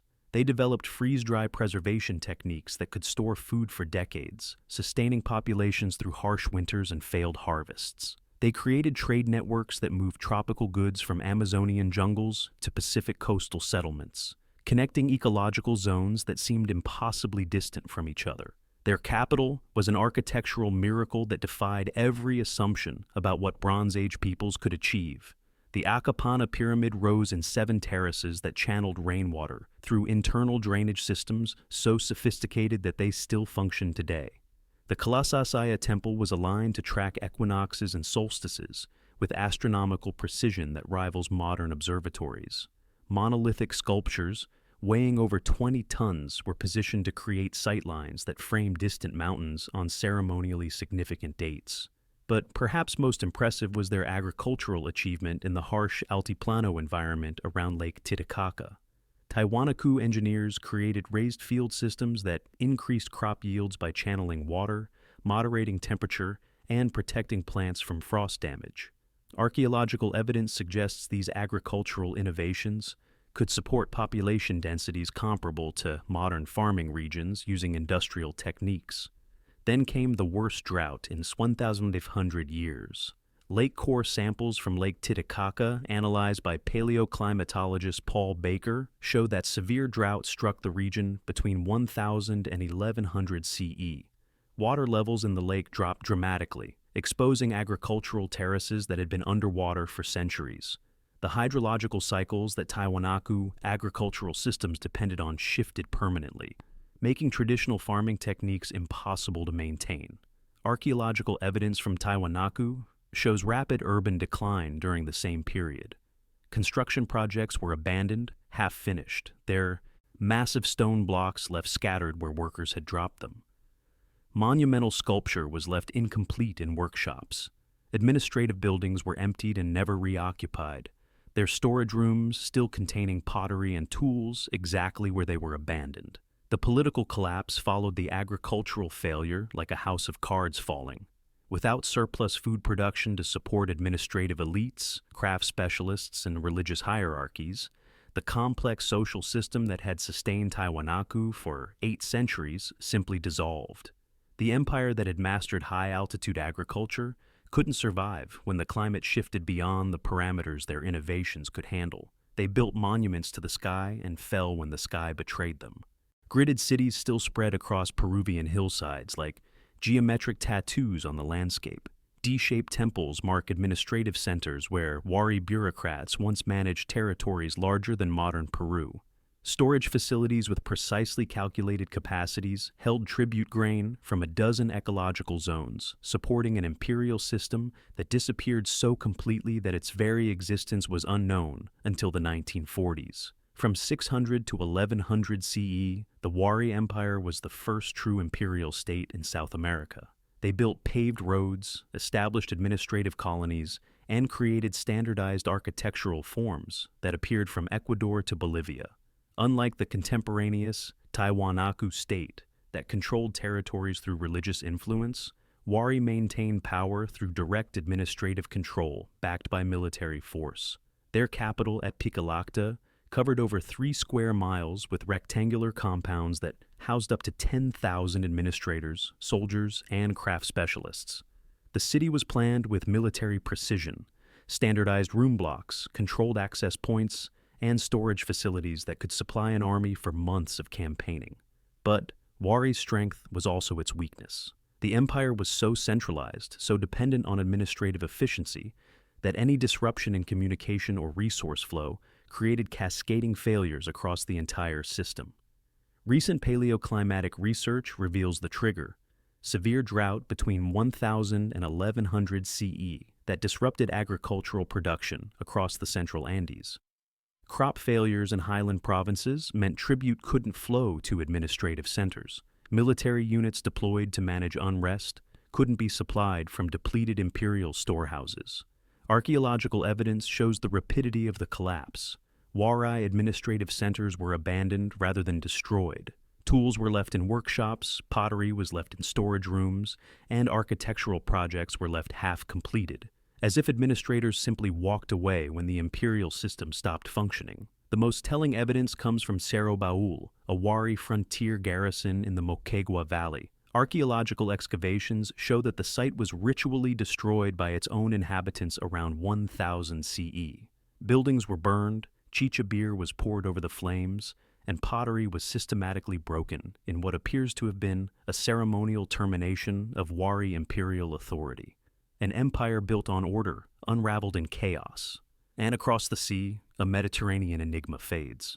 Stone towers still pierce the Sardinian landscape like architectural fossils, their conical profiles marking territories once controlled by Bronze Age communities that built over 7,000 fortified settlements between 1800 and 500 BCE. The Nuraghi Towers, unique to Sardinia, created defensive networks that protected an insular civilization for 1,300 years before it gradually dissolved under Mediterranean pressures. The Nuragic people weren't just builders. They were sophisticated metallurgists who created bronze sculptures with technical mastery that influenced artistic traditions across the Western Mediterranean.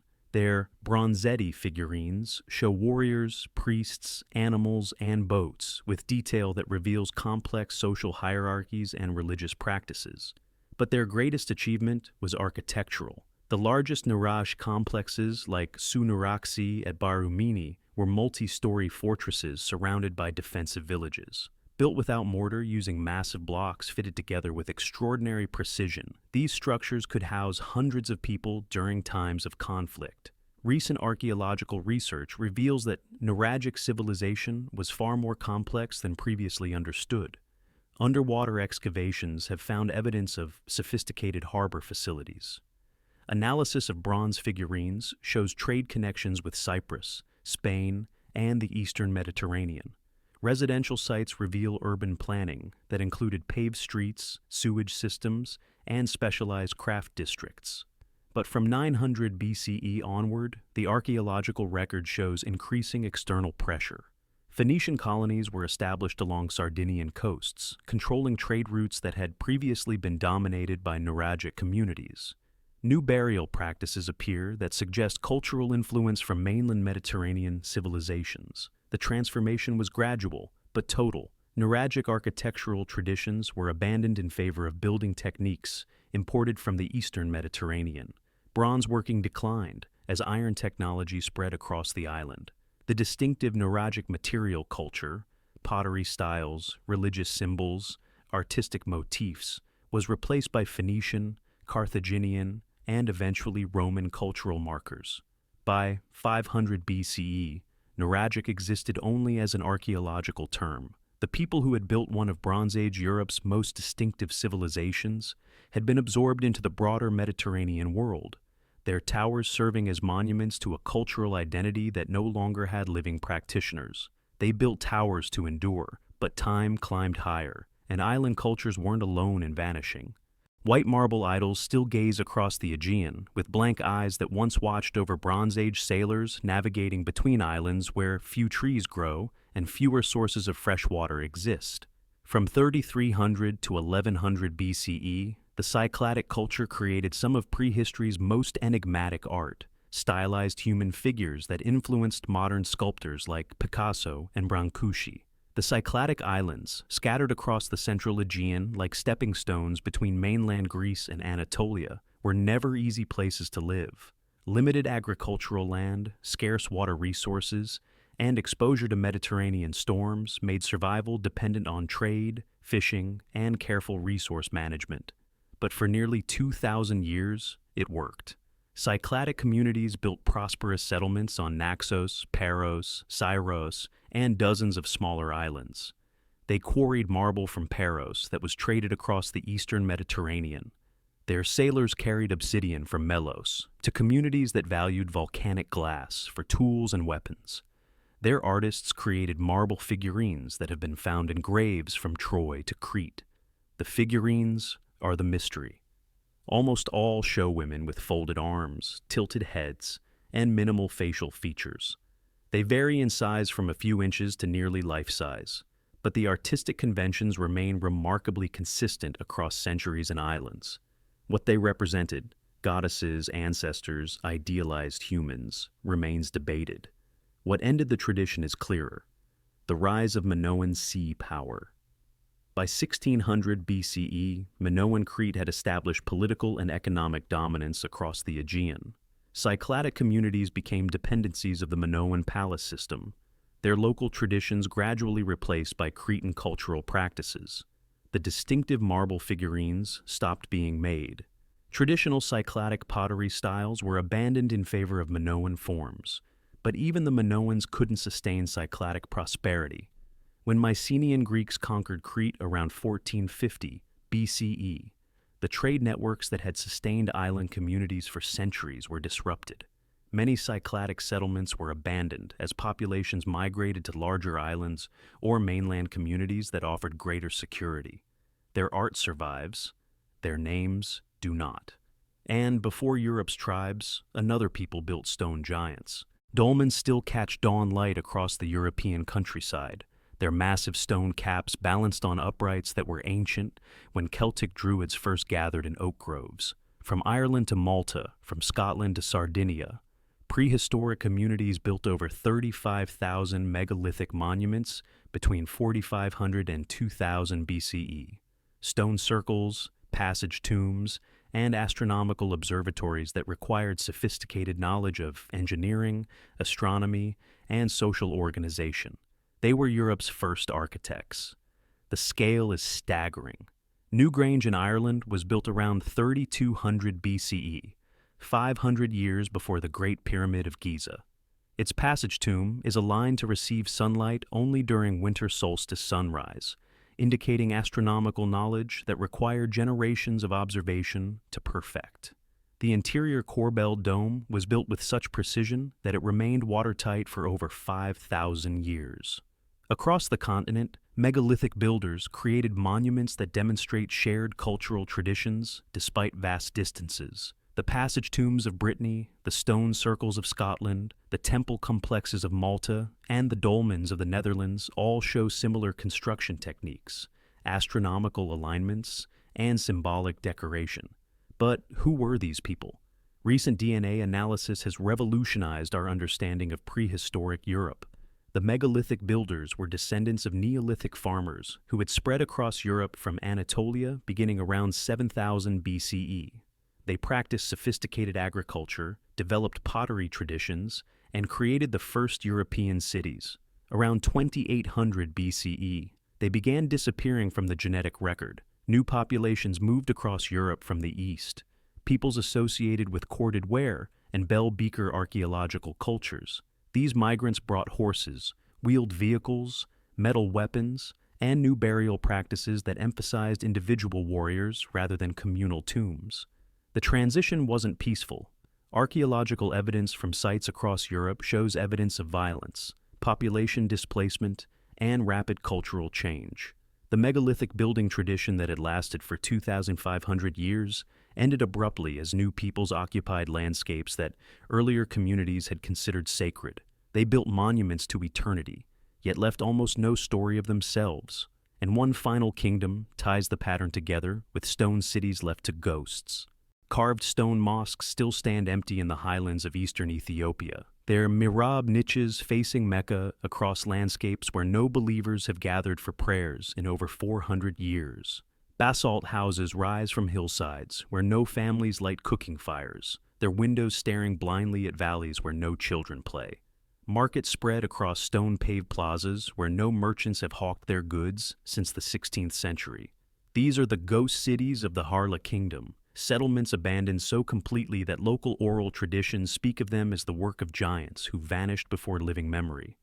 From the 8th to the 16th century CE, the Harla Kingdom controlled crucial trade routes that connected the Ethiopian highlands with Red Sea ports, creating one of Africa's most prosperous medieval trading states. Their strategic position enabled them to tax and facilitate commerce flowing between the interior highlands where gold, ivory, and coffee originated, and coastal cities where ships from India, Arabia, and Egypt sought these valuable African commodities. Their capital at Harlea was a cosmopolitan center where merchants traded goods from across the known world. Recent archaeological excavations led by archaeologist Timothy Insole have uncovered Chinese porcelain from Ming Dynasty kilns, Venetian glass beads that traveled overland across thousands of miles, Indian Ocean cowrie shells used as currency, and Islamic coins minted in Damascus, Cairo, and Baghdad. Physical evidence of commercial networks that spanned 3 continents. The Harla were master stonemasons whose architectural skills rivaled any contemporary civilization. Their cities were built from precisely fitted basalt blocks that required no mortar, demonstrating engineering techniques that enabled construction of multi-story houses, elaborate mosques, and public buildings that have survived centuries of abandonment. Windows carved with intricate geometric patterns and decorative lintels show architectural sophistication that rivals contemporary Islamic cities in Yemen and Oman. Mosques with elaborate mihrab decorations demonstrate religious artistic traditions that influenced later Ethiopian Islamic architecture, creating styles that blended Arab, Persian, and distinctly African elements into something uniquely Harla. But sometime in the 16th century, they simply left.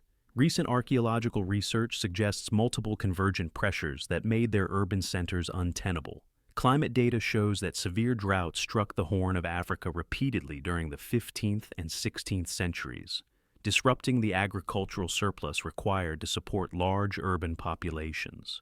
Portuguese navigation around Africa's southern tip disrupted Indian Ocean trade routes that had sustained Harla prosperity for centuries as European ships bypassed traditional Red Sea commerce.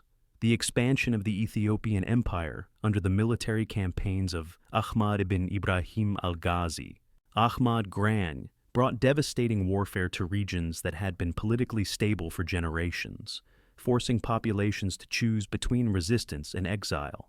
The abandonment appears to have been rapid and systematic rather than gradual decline over generations. Houses were left with cooking pots still on their hearths, suggesting hasty departure. Mosques were left with religious texts still in their mihrab niches. Craft workshops were left with tools still arranged on workbenches, as if entire communities had walked away from their lives in a matter of days rather than years. Local Somali oral traditions preserve memories of the Harla as a tall, light-skinned people who built in stone and knew the old books. But no written records survive in the Harla language. No inscriptions record their final kings. No chronicles explain why they chose exile over resistance. A kingdom once known for stone artistry vanished without even a recorded goodbye. 33 civilizations, different continents, different gods, different scripts carved into stone. And yet, their endings rhyme. Not just drought, not just war, not just they faded.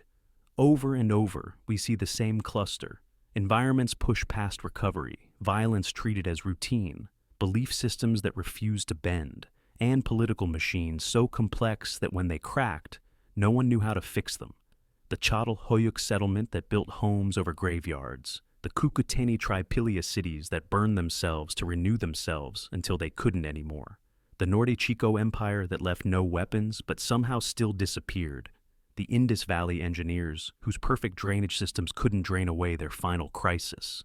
Pattern after pattern, the Hittite archives that recorded desperate letters to allies who couldn't help, the Minoans who survived volcanic ash only to fall to human ambition, the Olmec rulers who smashed their own monuments, the Nabateans who walked away from Petra rather than defend it, the Maya who calculated eclipse cycles centuries in advance but couldn't predict their own collapse, the Norse in Greenland who froze in silence, the Easter Islanders who toppled their own statues, the Mississippian chiefdoms that imploded before Europeans arrived to witness their end. Climate changed, trade routes shifted, populations grew beyond carrying capacity, internal conflicts escalated, administrative systems became too complex to sustain, belief systems stopped providing answers, and in the end, people made choices, sometimes individually, sometimes collectively, that their civilizations couldn't survive, and layered over everything, the strangest piece of all, the silence, the gaps, the ruins that feel less like memories and more like warnings, the Göbekli Tepe builders who buried their own temples, the Biamak fortress cities left to dust, the Sabaean kingdom drained by a single dam failure, the Scythian horse lords who vanished from chronicles, the Harla stonemasons who left without saying goodbye, because this isn't a collection of tragic stories, it's a pattern. So the real question isn't, how did they fall? It's, what makes us so sure we're different? What's your take on this? Which of these cursed civilizations hit you hardest? Drop your thoughts below. Every perspective helps keep these stories alive.